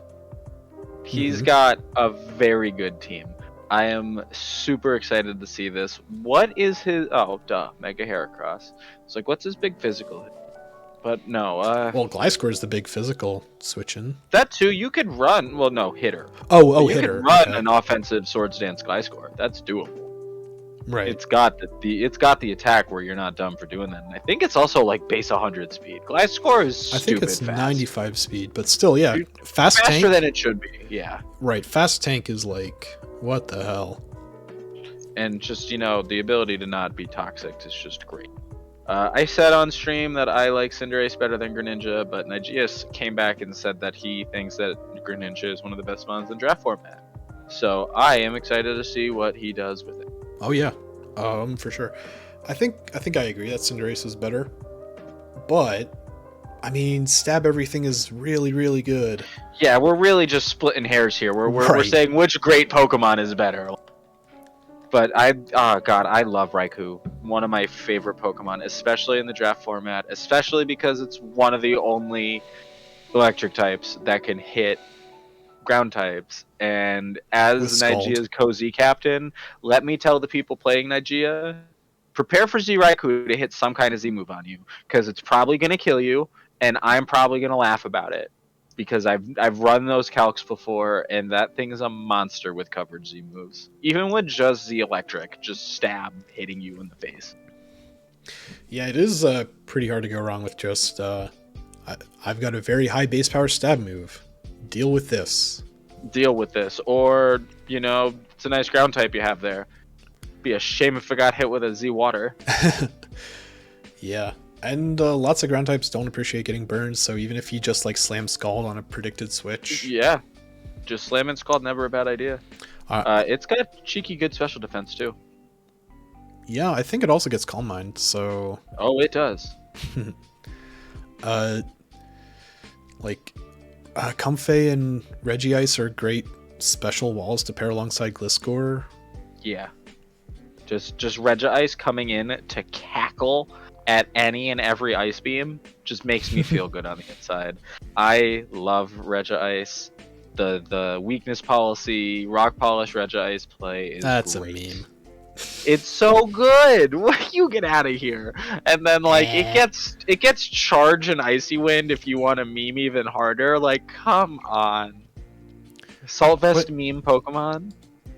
Does charge raise your special attack? Is that its thing? Charge has a high chance to raise your special attack. Yeah. Or are you thinking of is it charge? Charge beam. Charge beam. Yeah, charge beam. Yeah. It gets charge beam. Yes. Yeah. It gets like every electric move. What the hell? Yeah, dude. It is such a memey Pokemon. It's so good. I remember it was round late. It was very late in the draft, and I was messaging Joe. I'm like, how the fuck is Comfey still on the board? And then Nijia got it not too long after. I'm the Comfey guy. I'm also the Silvally guy. Comfey is a great Pokemon. Oh yeah. I never had enough good things to say about Comfey. Nijia drafted a great team. Yeah. Hey, even has prankster screens with big old Meowstic here. Right. And he's got so many good switches if something tries to come in and hit Empoleon with an electric move. Or even Greninja with an electric move. He's got just switches for his defensive core. It's a very well thought out and drafted team. He did a good job. I don't know how bad he was sniped or whatever, but this team came out good. And that's not to mention, speaking of electric moves, Greninja could just hit spikes on you if he thinks an electric move is coming. Greninja could just hit spikes on you. I think notably what's kind of missing from Nijia's team is a fire type and a dragon. That kind of jumps out at me. Yeah. I think it's not the end of the world if you're missing one of the type cores, but Fire, Water, Grass, and Dragon Fairy Steel are really strong type cores. Right, you can go without having one of those 6, but not having 2 of those 6 is a very it's a bold strategy, Cotton. Yeah, I don't think it'll necessarily be a super problem, but it might be one of those things where like, oh man, it'd be really nice if I had a strong fire typed against this team. One of those types of things where like in the builder you wish you had a different mon. But hey, that's what trades and pickups trades and pickups are for. So we'll see. Maybe he drops Dodrio for like Turt or something. Pyro's still on the board. Oh yeah. Oh wait, Turt would solve both those problems. Let's continue then. Hunter, Gyarados. I don't. Joe showed me the thing. I don't. Whatever. That's how I feel about that team name. Anyway, double terrain. Let's go. Double terrain. Hold on. Yeah. Let the stone. Lele. Wacky and Lele. Oh yeah. Yep. Okay. Love it. Don't like thinking about Lele, Skarmory, and Cobalion all hanging out together. It's a lot of steel, fairy, like, damn. Mm-hmm. You know, when I was like looking at this, or when I, first saw the team, I was like, man, Cobalion and Skarm kind of do the same thing, don't they? And then I was thinking about it, I was like, well, they're not really going to be coming to the same match, or they're not going to be coming both at the same week, They right? could. They could, but not necessarily. He could run like a Sword Stance Cobalion and like a whirlwind. Yeah. I was more trying to make the point that like he's got like some very versatile team comps he can come up with, and it's not necessarily like, oh, I got to worry about this steel type, because he could bring one or the other, or even both. And having the rocks on both of them is very, very nice. And we talk about. Oh, go on. I was gonna say I like that his flying type doesn't really need the boots, so Insyn just gets boots for free if he's not running the Z Crystal some week. 6 of his Pokemon have an immunity. Oh, hell yeah. 3 of those Pokemon benefit from said immunity. Yeah, so he's got Sapsipper Gudra, right? Yep. Storm Drain, of course, on Gastrodon. Yep. What's it called? It's not Lightning Rod. It's Motor Drive on Electivire. Motor Drive on Electivire. And Volt Absorb. He gets both, I think. Oh, he gets both? Oh, sick. He might not get both. That might just be... I might be thinking of the electric Zebstrika. But he definitely gets Motor Drive on Electivire. What are the other immunities I'm missing? Well, I mean, he gets the immunity to Psychic on Incineroar, and then Cobalion and Skarmory. Cobalion... only we are immune to poison. However, Skarmory both immune to ground and poison. So, damn, it's a lot of immunity he's got going on there. I mean, he's got a very interesting team. I mean, Tapu Lele is just terrifying in and of itself. I love having Sapsipper Gudra alongside Gastrodon. That is amazing. Because that's the one thing that Gastrodon's really afraid of, right? Gastrodon... I like Quagsire better, but it is still a great Pokemon. And just Gudra Gastrodon. Come on.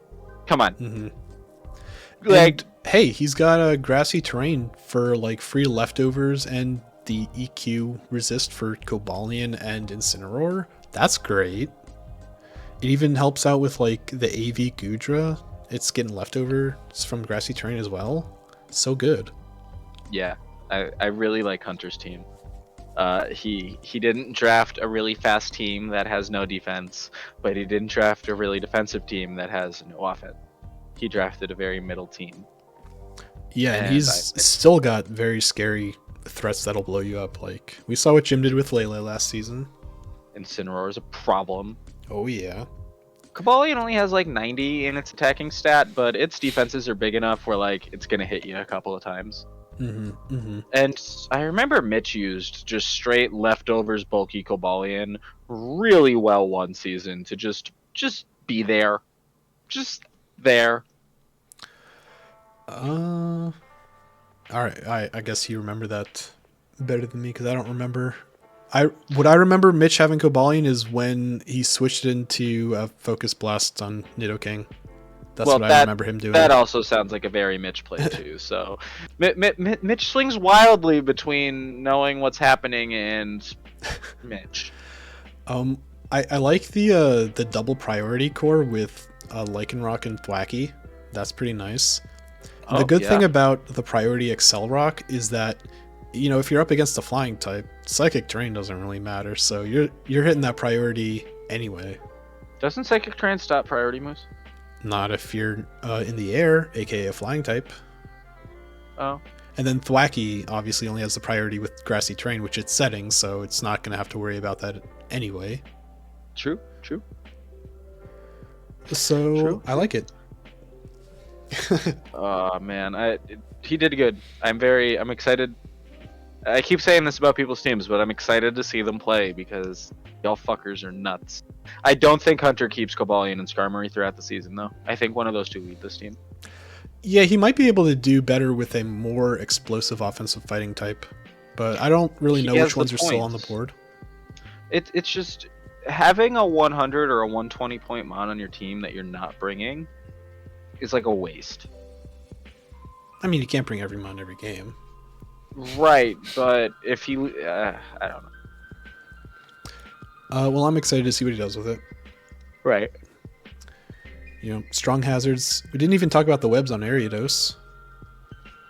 Yeah, didn't even talk about the webs on Ariados. Mr. Rhyme's a great spinner. Mr. Rhyme is so funny. Hunter's got a great team. He might end up switching out Rhyme for something because it might be doubling up on psychic types, but I don't know. We'll see.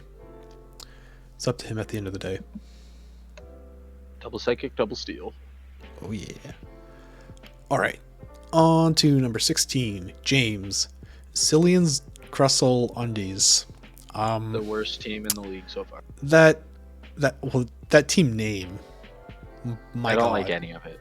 I mean, yeah, I don't like any of it. Aegislash and Coco, terrifying fucking. Can't argue that. I like James's team. At first, I was like, "What's going on? This team's weird." But the more I thought about it, I like his team a lot. Actually, I mean, G Slowking and Sandaconda work pretty well together. With G Slowking just being the unkillable special wall of special walls, and Sandaconda is a great physical wall because I mean, Glare, you can coil set up with it. Shedskin Rest. He's got the mini Sun Core with Bellossom and Ninetales. Outside of Tapu Koko and Bellossom, what eats an Earthquake? Not Tapu Koko, I'm sorry, Articuno. That's a good question. It's got to be Sandaconda, right? And I guess like Eviolite type Null. Eviolite type Null is disgustingly fat. Its only big issue is that it pretty much just has one set. With like Rest, Sleep Talk, Crush Claw, U-Turn. But what more? Oh, sorry. That's the only like what more real does it need? I don't. Does it get toxic? Yeah, probably. It might be one of those weird mons where it doesn't. I don't know. Okay, it does. It gets toxic in T-Wave, so no, it's a fine 40 point. You're the Savali expert. Does it get toxic? Well, it's type Null. It's not Silvally. Like, it doesn't get Parting Shot. It doesn't. Type Null actually does not get a lot of moves that Silvally does. Sad. Many such examples. But he's also got the like, I'm gonna hit you really hard with Priority Core in Aegislash and Azumarill. So that's some great. He's going on. Smeargle can do like anything, right? I mean, I know like the Spore Webs is like, I don't want to say the meme set, but it's the set that seems very centralizing to Smeargle's archetype of just being able to hit any move. But I'm sure it can do a lot more. It's just a team. I mean, Moody is banned, so we're not going to see Moody Smeargle. I don't know. I don't know what to say about James's team except I just am very whelmed by it. I think it like looks a little weird. Cool choice. I like that he has that option. Mm-hmm. I mean, Azumarill is pretty big too. Right? It is a very large Pokemon. Yeah, 180. That's big. I hope I'm wrong, and I hope his team is good, but I think gyms will put it to some good use. It like I said, when I first saw it, I thought it was like a little weird, but the more I saw like little combinations here and there, I think it can do a lot. Like, he has to deal with Jim's team. I don't know about Articuno being the Z captain, because when are you not running boots on this thing? Right, I feel like the heavy-duty boots were almost invented for the trio, for the original bird trio. Zapdos didn't need them that bad, but Moltres and Articuno... yeah, I kind of agree about that. Who else would be Z captain like? Oh, why is Azumarill not the main Z captain to do Z belly drum? Because you never know what the hell James is doing. Yeah, what fun utility move does Coco get to Z move? I don't know. I'm not gonna run through it live right now because we got more mons to talk about. Let's go over to the next one. Dylan, Boar's Head Ham. I love how we got two different M-Board line names this season. Yeah, with Tepig Lebowski and Boar's Head Ham. So something I really like about Dylan's team is that he's got two huge special walls alongside of Tangrowth. And those special walls are, of course, Tentacruel and Togetic. I love it. You never expect that to be the defensive core. I like seeing Mimikyu picked up because it's very whelming not having like the semi-guaranteed sash with disguise. Am I drunk? Is he 100 points? Yeah, he's 100 points. Wasn't there a time when that thing was 160 points? That was when disguise fully blocked the incoming move, but now it doesn't, and that's a huge issue. Dropped him 60 points. I think you're freaking out a bit too much. That's insane. I don't think it's gonna like. It's just. I think I it'll remember stay. a time when that was 160, and now I'm looking at it at 100, going, "Are you kidding me?" Its stat line is not that impressive. You're right. You're right. It probably was so good because of just the disguise being 100% block. I'm not arguing. It's just. It's a wild concept for me seeing this bitch drop 60 points and then seeing my fat cow still at 60 points. Dude, anyways, let's not get into that. I do not know why that takes. So, fucking, I don't like looking at Mega Medicham ever in my playing of Pokemon because I know that something's probably going to die to it. At least one thing. Mm-hmm. Because you don't really have a switch for Mega Medicham. You have a thing to send in when whatever Pokemon was in dies. I loved using Mega Medicham last season. That's your answer. Your answer is something. I let something die and I send something in to hopefully scare it out. Because most things you switch in are probably getting 2-tap. Right. Like, one of the few things that Mega Medicham struggles with are bulky psychic types. So, like, you have your Slowbros and Cresselias and Reunicluses. Those are, like, the only sort of classification of Pokemon that make Mega Medicham kind of struggle. That's pretty much it. You know, like I'm looking at what it's going up against. Well, yeah, like it's not going to struggle. It's going. That's what I was about to. That's what I was about to say. Is that not a lot of psychic types got drafted? I mean, okay, so Aegislash probably fucks with Mega Medicham, and I mean, I'm kind of I don't have to fight Dylan, but I'm kind of fortunate that I've got like the double immunity going on. Yeah, that's just with Mega Sableye, but oh hey, I got Dragapult. That bitch will probably answer it a little bit. Yeah, I mean, you don't want to switch into like a Psycho Cut. But you could potentially like Willow it or something. I got Metagross too. Metagross doesn't want the HJK, but hey, we'll figure life out if we cross that bridge. But regardless, it's just So something I did notice about Dylan's team, he's missing quite a few types. He doesn't have a poison, a ground, or a dark type. Ooh. Those are... So not having a ground type is... Yeah, not having a grounded poison and not having a dark type kind of leaves a little bit of a hole in your team. Like, a ghost type might just ruin you. Like, your only real answer to something like a sub nasty plot ghost, like Miss Magus or Gengar or something. Or Aegislash. Yeah, or Aegislash is like Mimikyu can Shadow Sneak it. That's not the answer you're really looking for a lot of the time, you know? I think ghost types will prove to be kind of a problem for Dylan. But other than that, he's definitely got the offensive fronts covered.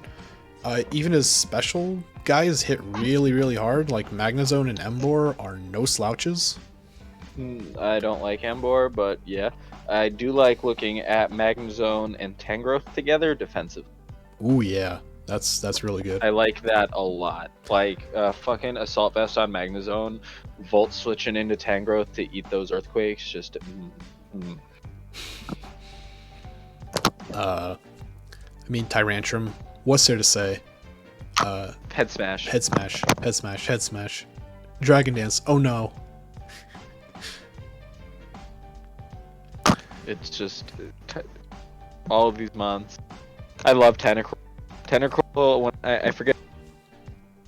You're cutting out, I think. Oh? Could you hear me? You back? You're back now? I think so. I am back, okay. Tentacruel, great Pokemon. He's got two spinners back to back in Tentacruel and Krogonal, which are two great spinners. Mm-hmm. I like that, his flying type is going to be having the Eviolite a lot of the time, so Cryogonal's just free to always have the boots. That's always a really nice, sort of like psychological reassurance, you know? Right. Excelgor as a Z captain is very interesting too. Yeah, I think you just go fast, blow something up. That's what you do. Right. Could even Final Gambit sometimes. I like this team a lot. Like I said, the only real issue I see is that ghost types kind of fuck them up. And ghost types are a problem. Oh wait, did I say he was missing a poison? He has Tentacruel. Am I okay? It's really just a dark type then. Dark type and there was another one. Ground. Yeah, ground. But no, he's got Tentacruel. Tentacruel's like one of the better grounded poison types. I'm high. Don't worry about me. You're contact high, just like me. I got it through Discord. Ayo. You just blew smoke into the mic. Yikes. Anyway, let's go on to the next one. Sheedge, Heroes of the Storm Drain. I love this name. This is a great team name. Poor Heroes of the Storm. His team is kind of interesting. Maybe I'm just biased and looking at Excadrill without anything to back it up. I mean, Excadrill is so good. He doesn't really necessarily need sand. Yeah, that just might be one of the things where I'm biased. And then, like, we already talked about how I'm not a fan of either Laddie because special dragons are just bleh. Mm-hmm. But, like, I love his pick in Ferroseed. Ferroseed and Seismitoad together is hilarious. I'm not a Ferroseed fan. That mon is too passive for me. And I'm the guy who drafted Clefable and Mega Sableye.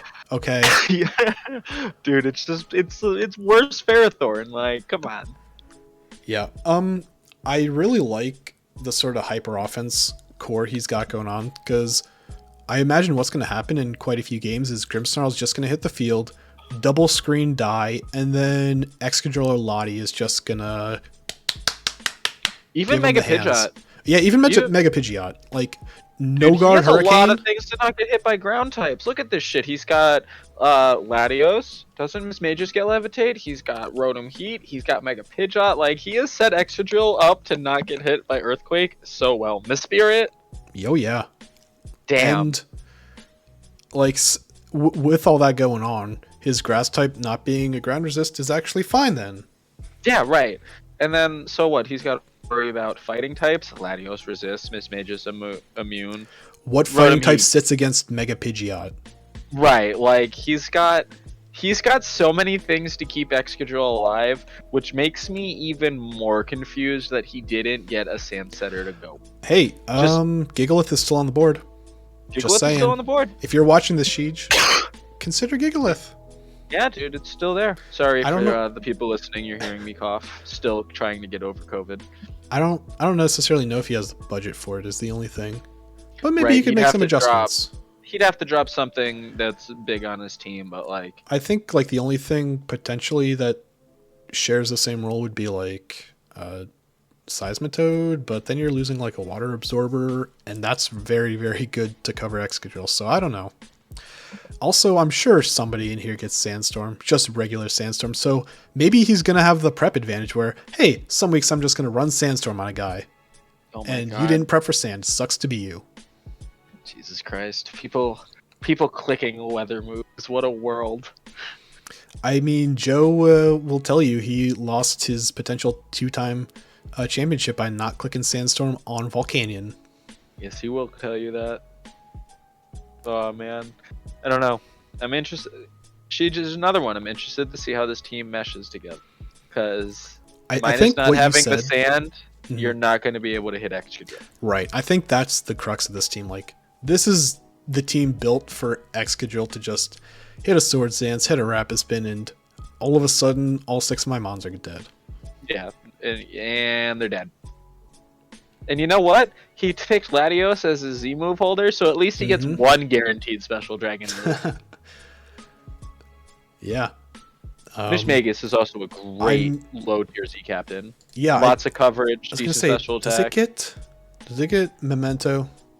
Like, is that a 105 speed Memento that people are going to have to deal with? Yikes. Yeah, it does. It gets Memento. So yeah, it's extra super duper keeping Excadrill alive. Anyway, on to Bix's team.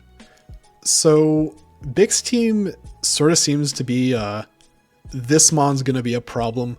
The team. Zeraora.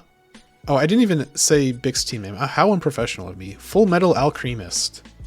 Full Metal Alchemist. Great name.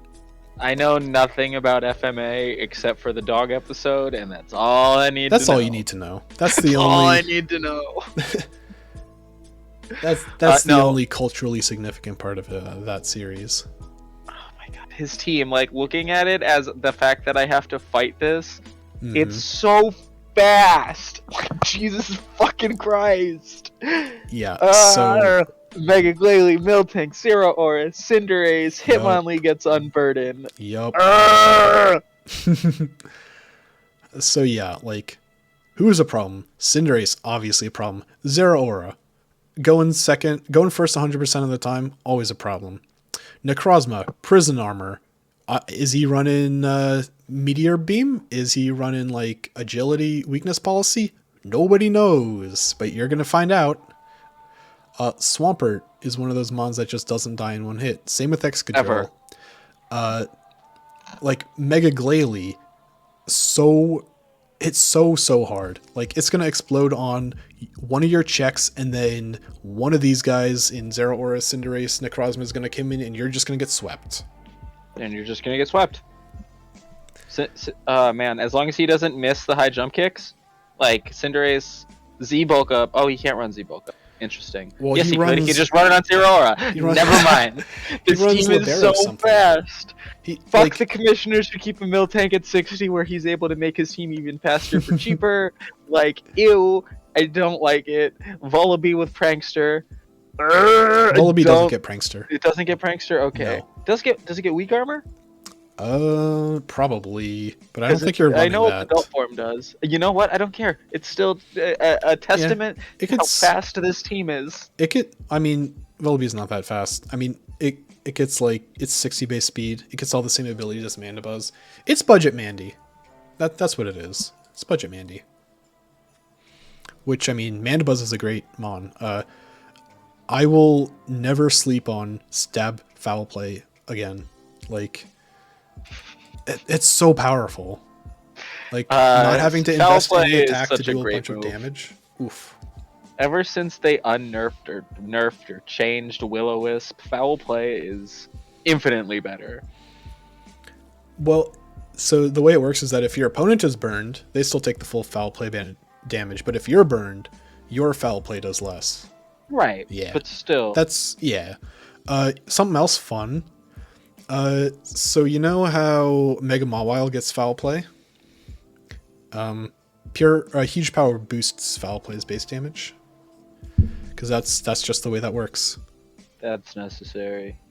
That's just necessary. I don't like this team. I don't, and it's not that I don't like it because it's bad. It's because I don't like it because I have to solve it twice.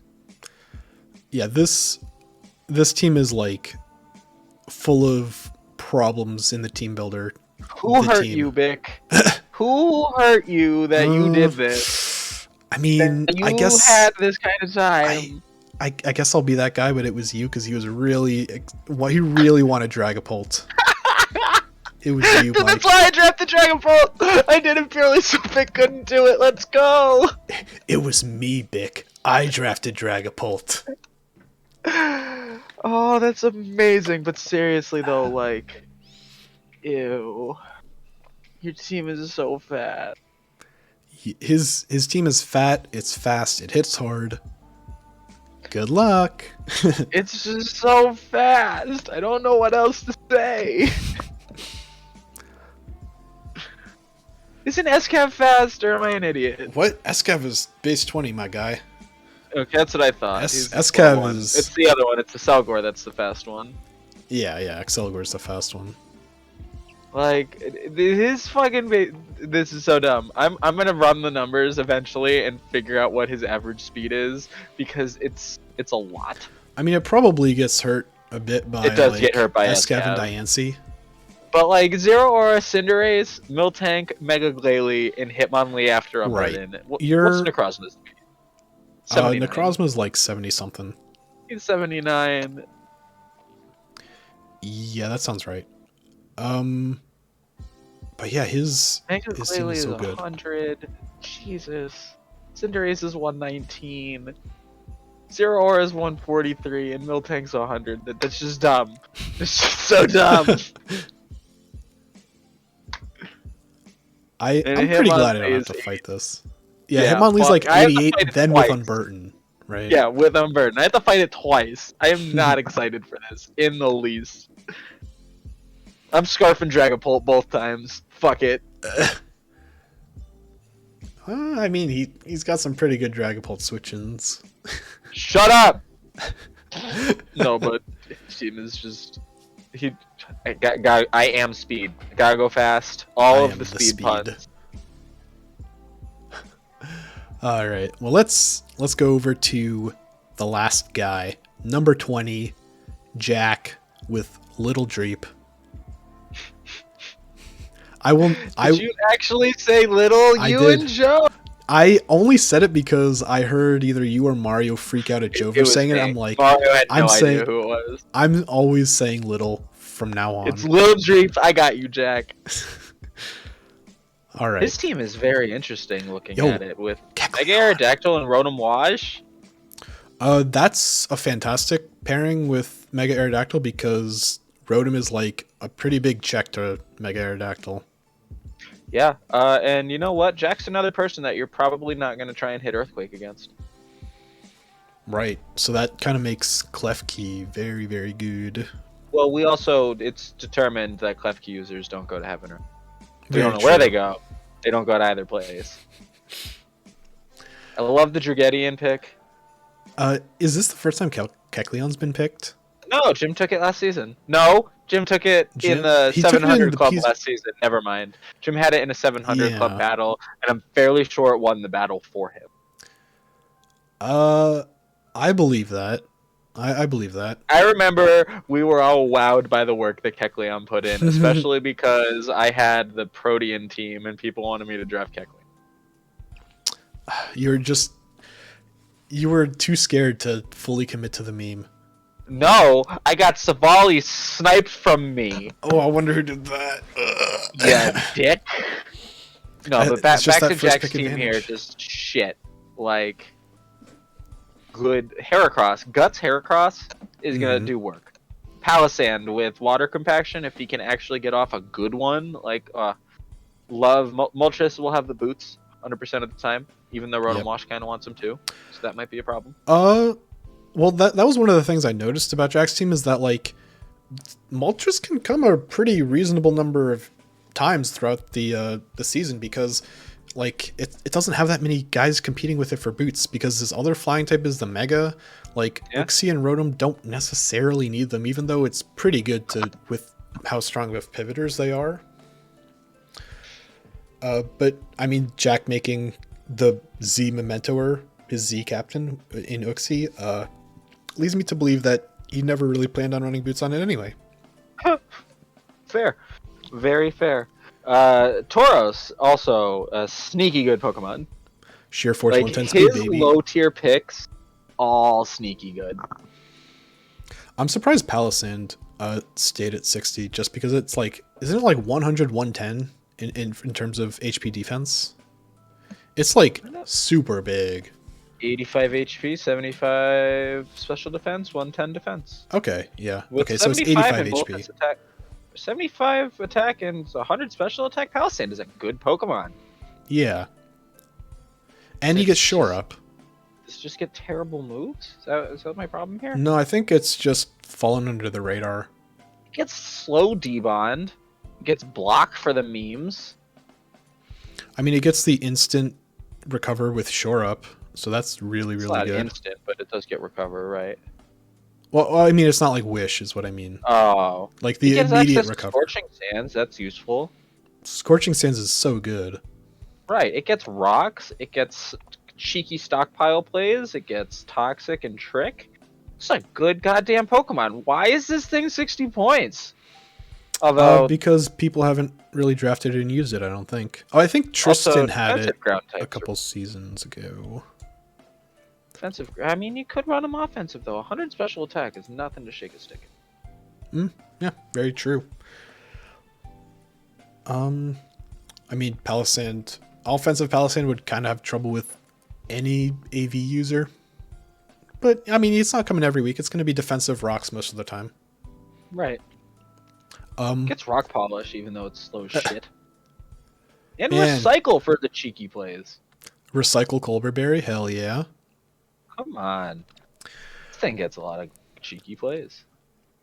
I like the fact that he drafted some like checks to Mega Aerodactyl with like Druddigan having the good defense and rough skin. Yep. Rotom being just an excellent check to that guy, Mega Arrow. He even has like support. Mega Aerodactyl a lot. It's got a really good attacking stat. It's got Hone Claws, dual Wing Beat. Yeah.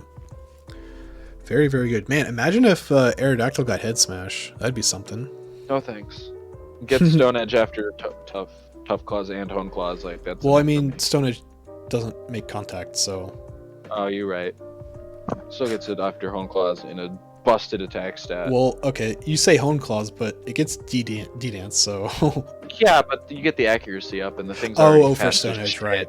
Okay. Thing's already, and for Dual Wing Beat. Like, what the hell? Mega Aerodactyl's speed is, like, a lot. It's 150. How fast do you really need to... Yeah, it's 150. Do you really need the speed boost from, like, D-Dance, like, Hone Claws? Yeah, not necessarily.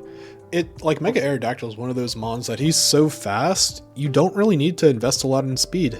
You just go like attack some moderate amount of speed and then like defenses, and you're both tanky and you hit really hard. It gets a lot of good random ass moves. It also really only needs to run like 4 moves, maybe 5. But like, no, it gets defog. That's nice. It's nice.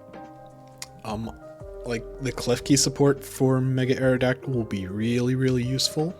Oh yeah, putting those screens up. It'll make Tangela nigh unkillable. I don't like thinking about that in the least. Tangela with 115 defense before the Evolite. Go Ugh. fuck yourself. For reference, regular Tangrowth only has 125 defense. To be fair, he's also got 35 more HP.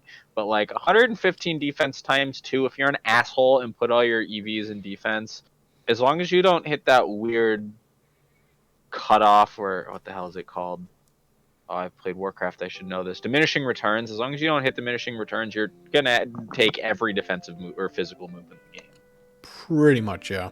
Like, unless he's already severely chipped, he's gonna get off Leech Seed, he's gonna Synth, he's got Regenerator.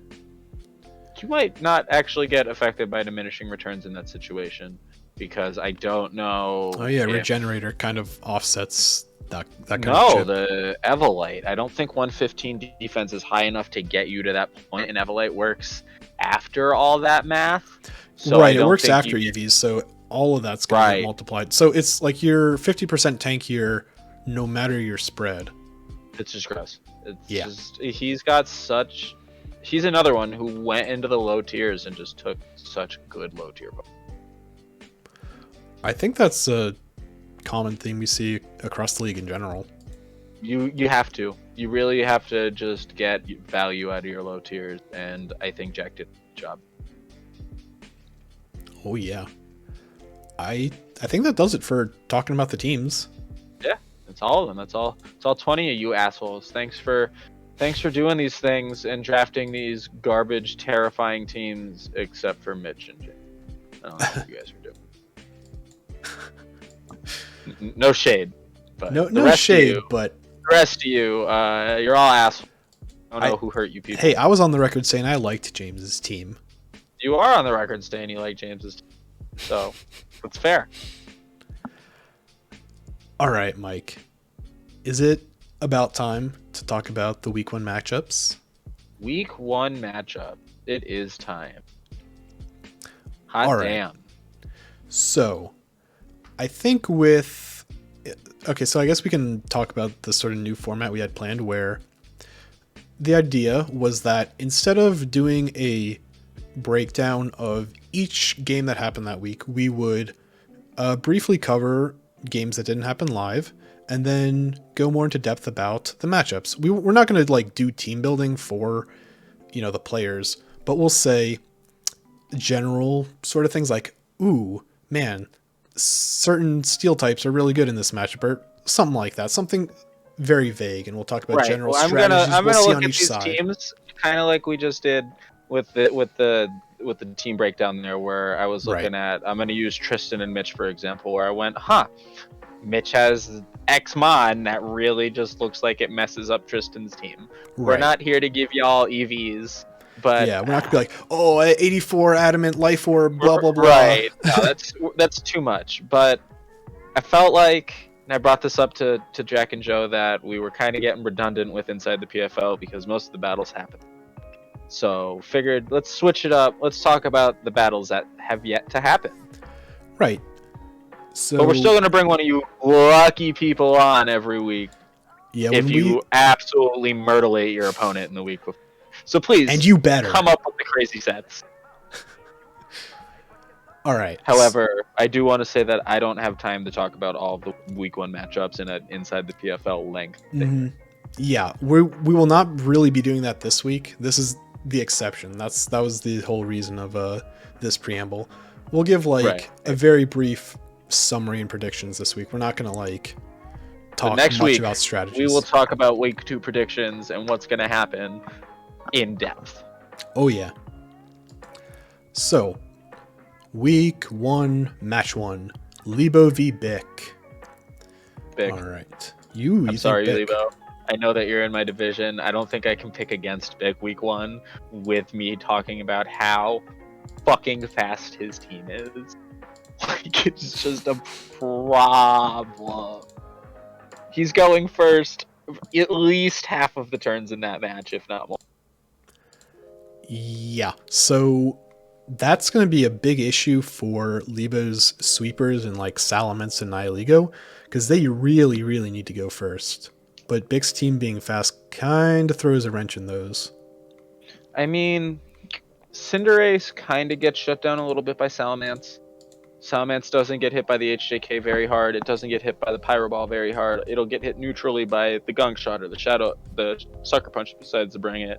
However, Zero Aura does get play rough, and that's a thing. Yeah, and like Zero Aura still kind of shuts down Nihilego, I feel like, because Nihilego is not huge physically, so it can't really switch into those play roughs. Man, I just like went down Leibo's 11, and it was if Cinderace can't hit it, Zero Aura can. That's kind of a big issue, so that's we'll have a to big see. problem. I mean, Leibo's a creative guy. He's no Right. pushover. I'm sure he'll think of something. You're right. He's got to think of something because it's terrifying. But hey, Bix team is going to get put to the test. Is going first all the time really that important? Is Bix strategy of I'm going to blow you up and I don't then have to worry about getting hit if you're dead first. Yeah, we'll see what happens. But I also am going to say Bic this time. All right. Match 2. Yourself, Mike, against M1. I know you were very, very concerned about Zarude. Zarude shuts down my first 3 Pokemon that I picked in the draft. Fucking wild. I saw Zarude, I looked at my first 3, I went, huh. Not even Scarf Trim wants to deal with that in case he brings his Scarf. Damn. So yeah, but I still gotta pick myself here. Week 1 might be a little rough for me, and the fact that I don't really use most of these Pokemon, a little scary, but I'm still picking myself. Well, I will pick against you. I think M1 will take it. Do it up, man.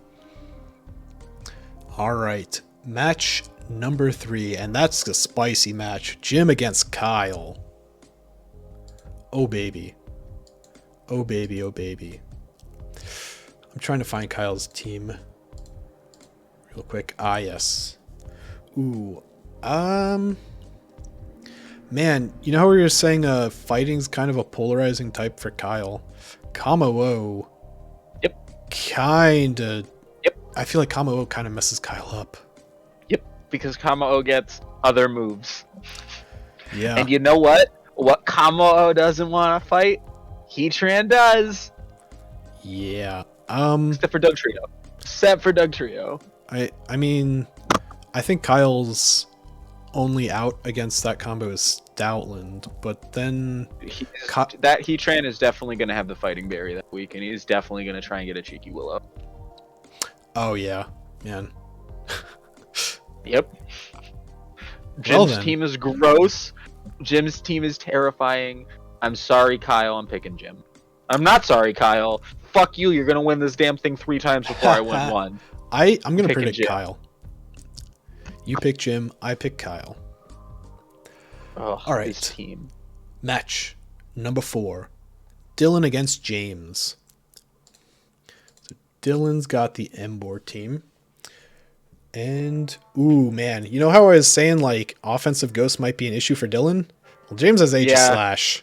That's why I kept saying Aegislash. I might not like James's team, but it is looking pretty good against this team. Tangrowth. Tangrowth might be a bit of a problem. I mean, special Aegislash or even a Toxic Stall Aegislash can get in the way of it, but it does get Earthquake, and Aegislash has no reliable recovery, so that's a thing. Right. It's only, I mean, semi-reliable recovery is Rest, but okay. I mean, 2 turns of doing nothing kind of makes when that I say reliable reliable recovery, I'm very obviously excluding Rest, unless you're an like a Chesto Resto monster. I think I'm gonna go with James. I think I'm gonna have to, I don't know. This is really hard. I need a second. Hold on. This is rough. Their teams match up so well together, but Aegislash is just gonna do things. I'm gonna have to pick James too. If he plays Aegislash even half right, I think it could win the game for him. Does Mega Medicham get Fire Punch? Yes. That can be a potential problem. I mean, it's not King faster Shield than Shadow would be Snake. nice. Yeah, and King Shield, because I'm like all of Medicham's moves make contact pretty much, except for Psycho Cut. I pocketed that Psycho Cut tech last season. I'm All very right. interested. We both picked James. Right. Match number 5, LCD against Manny. I'm gonna go with LCD. LCD has a lot of stuff that stops Dracovish.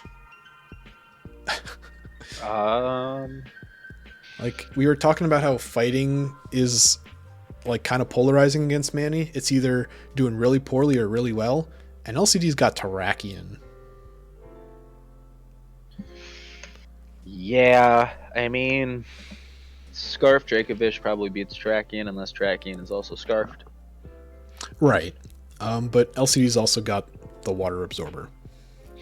Water Absorber Freeze Dryer.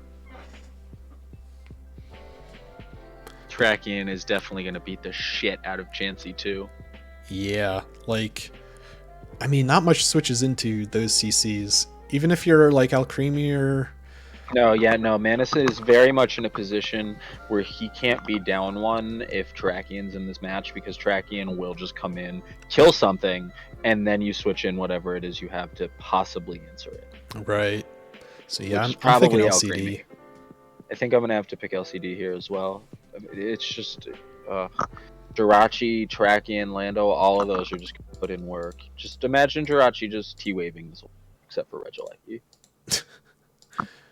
All right, then. We have Vangi against Hunter. So, I gotta find these teams. Vangi against Hunter. Ferrothorn against Gastrodon is hilarious. Nope, going nowhere fast. I mean, Gastrodon's gonna die to the Power Whip, but just like those are two Pokemon that just fucking sit there. I love seeing them against each other. That's true. Oh man, I like Vangi's team a lot against, or I like Hunter's team a lot against Vangi. I actually think it's the other way around. I think Megazard X can put in a lot of work. I mean, the Intimidate's off and Incineroar are going to be a problem, but like... Right, that's what I'm mostly thinking about. Those two steel types, that Lycanroc, Thwacky doesn't want to deal with it, Tapu Lele wants none of that shit, like... Given the opportunity, Vangi can very well lead with like a Dragon Dance set, hit D-Dance turn 1, maybe hit it turn 2, and then just start clicking buttons. And you're going to die. That's... You never want to be on the receiving end of something like that, because you end up just feeling stupid. Right. But, I mean, Incineroar coming in every other mon is one. You do 6 other mons. I mean, Gastrodon Physical can probably wall it out for a little bit, but even then it's just free. Ew. That's disgusting. Yeah, Vangi. Picking Vangi. I'm going to pick Hunter. I think Hunter's got some stuff against Vangi.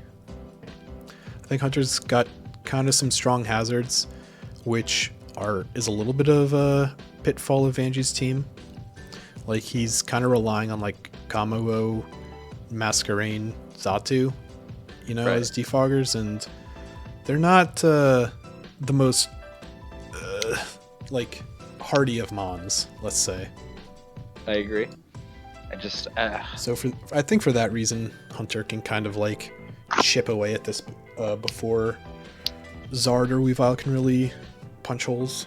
So I'm gonna pick Hunter. Umbreon is his wish passer. Vangi. Sorry, this is terrifying. All right then. Next match, myself against Dan. I'm picking myself.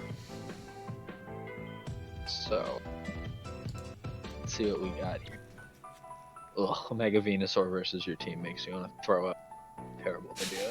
And I don't think I'd ever say that bringing Mega Venusaur is a terrible idea. It does nothing to your team. I mean, Slug Bombs to Clefable you don't want. Mega Venusaur doesn't have a small special attack, so those Slug Bombs will still be annoying. It'll at least make you have to move.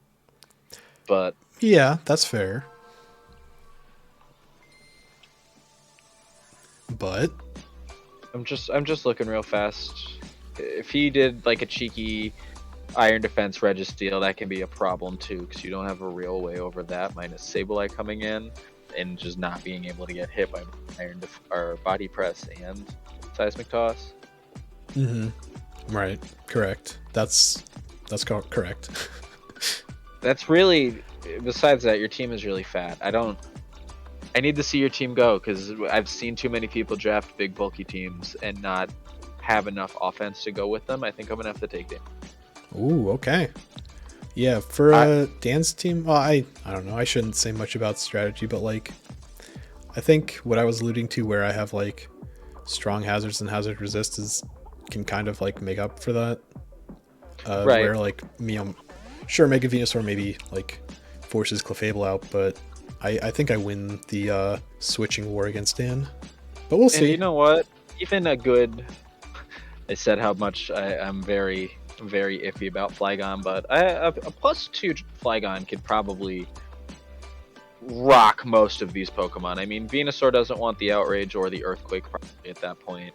Noivern with the Outrage, Victini with the Earthquake. So I feel like you do have a lot of outs. It's just I don't know how. I need to see it work first. I'm sorry. I'm Judas here. I got to see it. That's fine. I got to see it. Next match. Nijia against Dave. The other match in my division. Ooh. So we were talking about Dave's team being very special heavy, and I see Comfey and Regice on Nijia's team. And even Calm Mind Raikou would do it. Or an Assault Vest Raikou. Both of them. Both of them would just do it this week. Like I think I'm gonna have to pick Nijia for that purely that he just has special walls. I think I agree. That's like kind of the only driving factor in that decision is that Dave is kind of lacking on the physical side. Like, what is Gengar doing to Empoleon and Gliscor minus the possible Focus Blast to Empoleon, which he might shrug off? Yeah, like maybe it does like 70 to Empoleon, but Gengar doesn't want to get knocked off. Knock off. It doesn't want the hilarious Earthquake tech because I'm fairly sure that stupid Penguin gets Earthquake. Seriously, why do so many Mons get Earthquake? Why? It's ridiculous. But I digress here. I think Nijia is going to take this. I agree. I like Nijia's matchup. Match number 9. Jack against Tristan. Man, that's a really interesting match. Looking at it just like real fast, I feel like Jack actually is the better matchup here. I feel like Mega Aerodactyl puts in a lot of work against this team. I mean, Infernape, really does. You hit Mach Punch and it's neutral, and then Infernape just murders you. Xurkitree is slower without a Choice Scarf or the Beast Boost speed buff if you can pull it off. Like, I feel like Mega Aerodactyl alone is just going to work. And then Rotom Wash. I run the calc, but I know Mega Beedrill, which is 5 points slower, is faster than base 80 Scarfers. So I don't know. That the Scarf on Xurkitree might not even. I haven't run the calc. I don't know. I'm just saying I don't know. But that's a possibility there. I'm really seeing specifically Mega Aerodactyl and Rotom Wash just do it this week. Yeah, they kind of do. I think I'm gonna go with Jack on that. On that note. Was that a Jack from you as well? Oh yeah, I'm sorry. Yeah, that's just Jack. Jack. All day. Jack. Final match featuring our favorite player, Sheedge against Mitch. Our favorite player is Sheedge, right? Yeah, our favorite player, Sheedge. I think I'm gonna just have to pick Sheedge here. Sheedge. Let's pick Sheedge. Yeah. Rotom Heat is gonna do some dirty things to that team. Excadrill is gonna do some dirty things to that team. Yeah. You know how we were talking about how like against the right team Arctozolt can do some work? I don't think the Excadrill team is that team. I do not think the Excadrill team is that team. And you know what really puts a damper on Hail and Aurora Veil? Prankster Screens. Also Ferroseed. Also Ferroseed. Yeah, what the hell is Arctozolt doing to Ferroseed?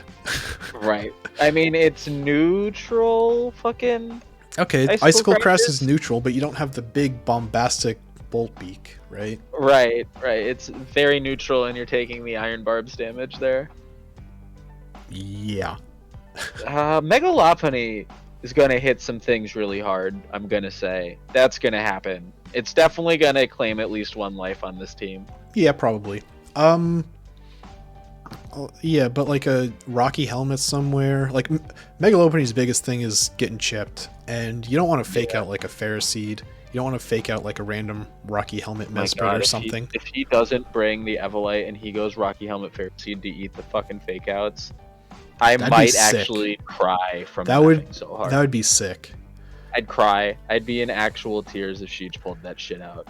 I also don't know how Mitch is going to do against somebody that he's never seen battle. Has that impacted his strategy before?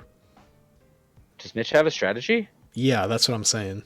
I'm just saying that, like, in the heat of the moment, you can kind of gauge just by how your opponent plays sometimes. And Mitch couldn't even do that right now if he tried because he's never played Sheedge. Right. I think Sheedge is going to win this, and I think he's going to... I think it'll be close, though. I think Mitch's team will at least put in some work, but I think Sheedge comes out on top. I think Sheedge comes out on top as well. I think there's some pretty big problems for Megalopony on this team. Outside of just like the switching iron barbs into the fake out. That'd be amazing. Rotom Heat can get a nice burn too. Oh, that's very true. All right, so that covers all 10 of our predictions for week 1. So, oh my god, hold on. Are you ready for forget that you can't prankster dark types and they're going to have Greninja versus Liepard? Wait, what is this? Oh, you mean the Grimmsnarl against Liepard? Grimmsnarl versus Liepard. They both get prankster, they're both dark types. It's going to happen. Oh my god. And I bet it's Mitch. Mitch is going to be the one who forgets because she has the option to hit stab player up there. Imagine Mitch Z taunts and Grimmsnarl just switches in and nothing happens. Oh, there's so many things that I actually just want to happen and they won't, but it needs. You just want Mitch to look stupid with egg on his face, don't you? All the time, because he just talks about how he's good and he's not. Well then, let's see what else is on the docket with that. Well, we can't really talk about the standings. We can't really talk about the Conference Cup, nor King of the Kill. Man, I guess that just leaves us with one big elephant in the room. So, Mike, let me pose this question to you. Mm-hmm. Is this week 1 the most important week of the season? Oh, it's easily the most important week of the season, Drac. This is the first week that we all get to play with our 11 new toys. Like, come on now. We all have to prove whose draft was good and whose draft wasn't good. If James loses this week, I'll never fucking pick him again. It's easily the most important week of the season here.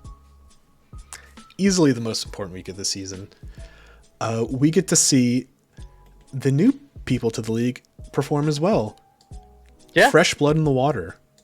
For some of you, I've battled all of them before. It was nice. PCLL was a fun time. Their tier list gives me a headache because it's not our tier list, and I'm very, very biased. But still, I love it. It's a fun time over there. I'm excited to see the new people in this league as well. I'm excited to see the returning old people. And for those who are not in the league, you're all pansies.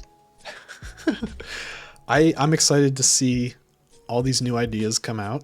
We're going to see probably some fireworks week 1. There's some exciting Somebody's getting 6-0'd. Somebody's getting 6-0'd. Somebody's getting 6-0'd. Will it be you? Oh, 100%. Come get your 6-0, buddy. I like how you jumped in to say, yes, it will be me. When I really was talking to the royal you, as in addressing the audience. Oh, that's just years of abuse that's coming through at that point. Punished Mike. Rip. Oh, well, with that, I think we can call it a night. Thank you all for watching this first week 0 edition of Inside the PFL team breakdown and match review somewhat. And match review somewhat for season 14. Good night, everybody. Goodbye.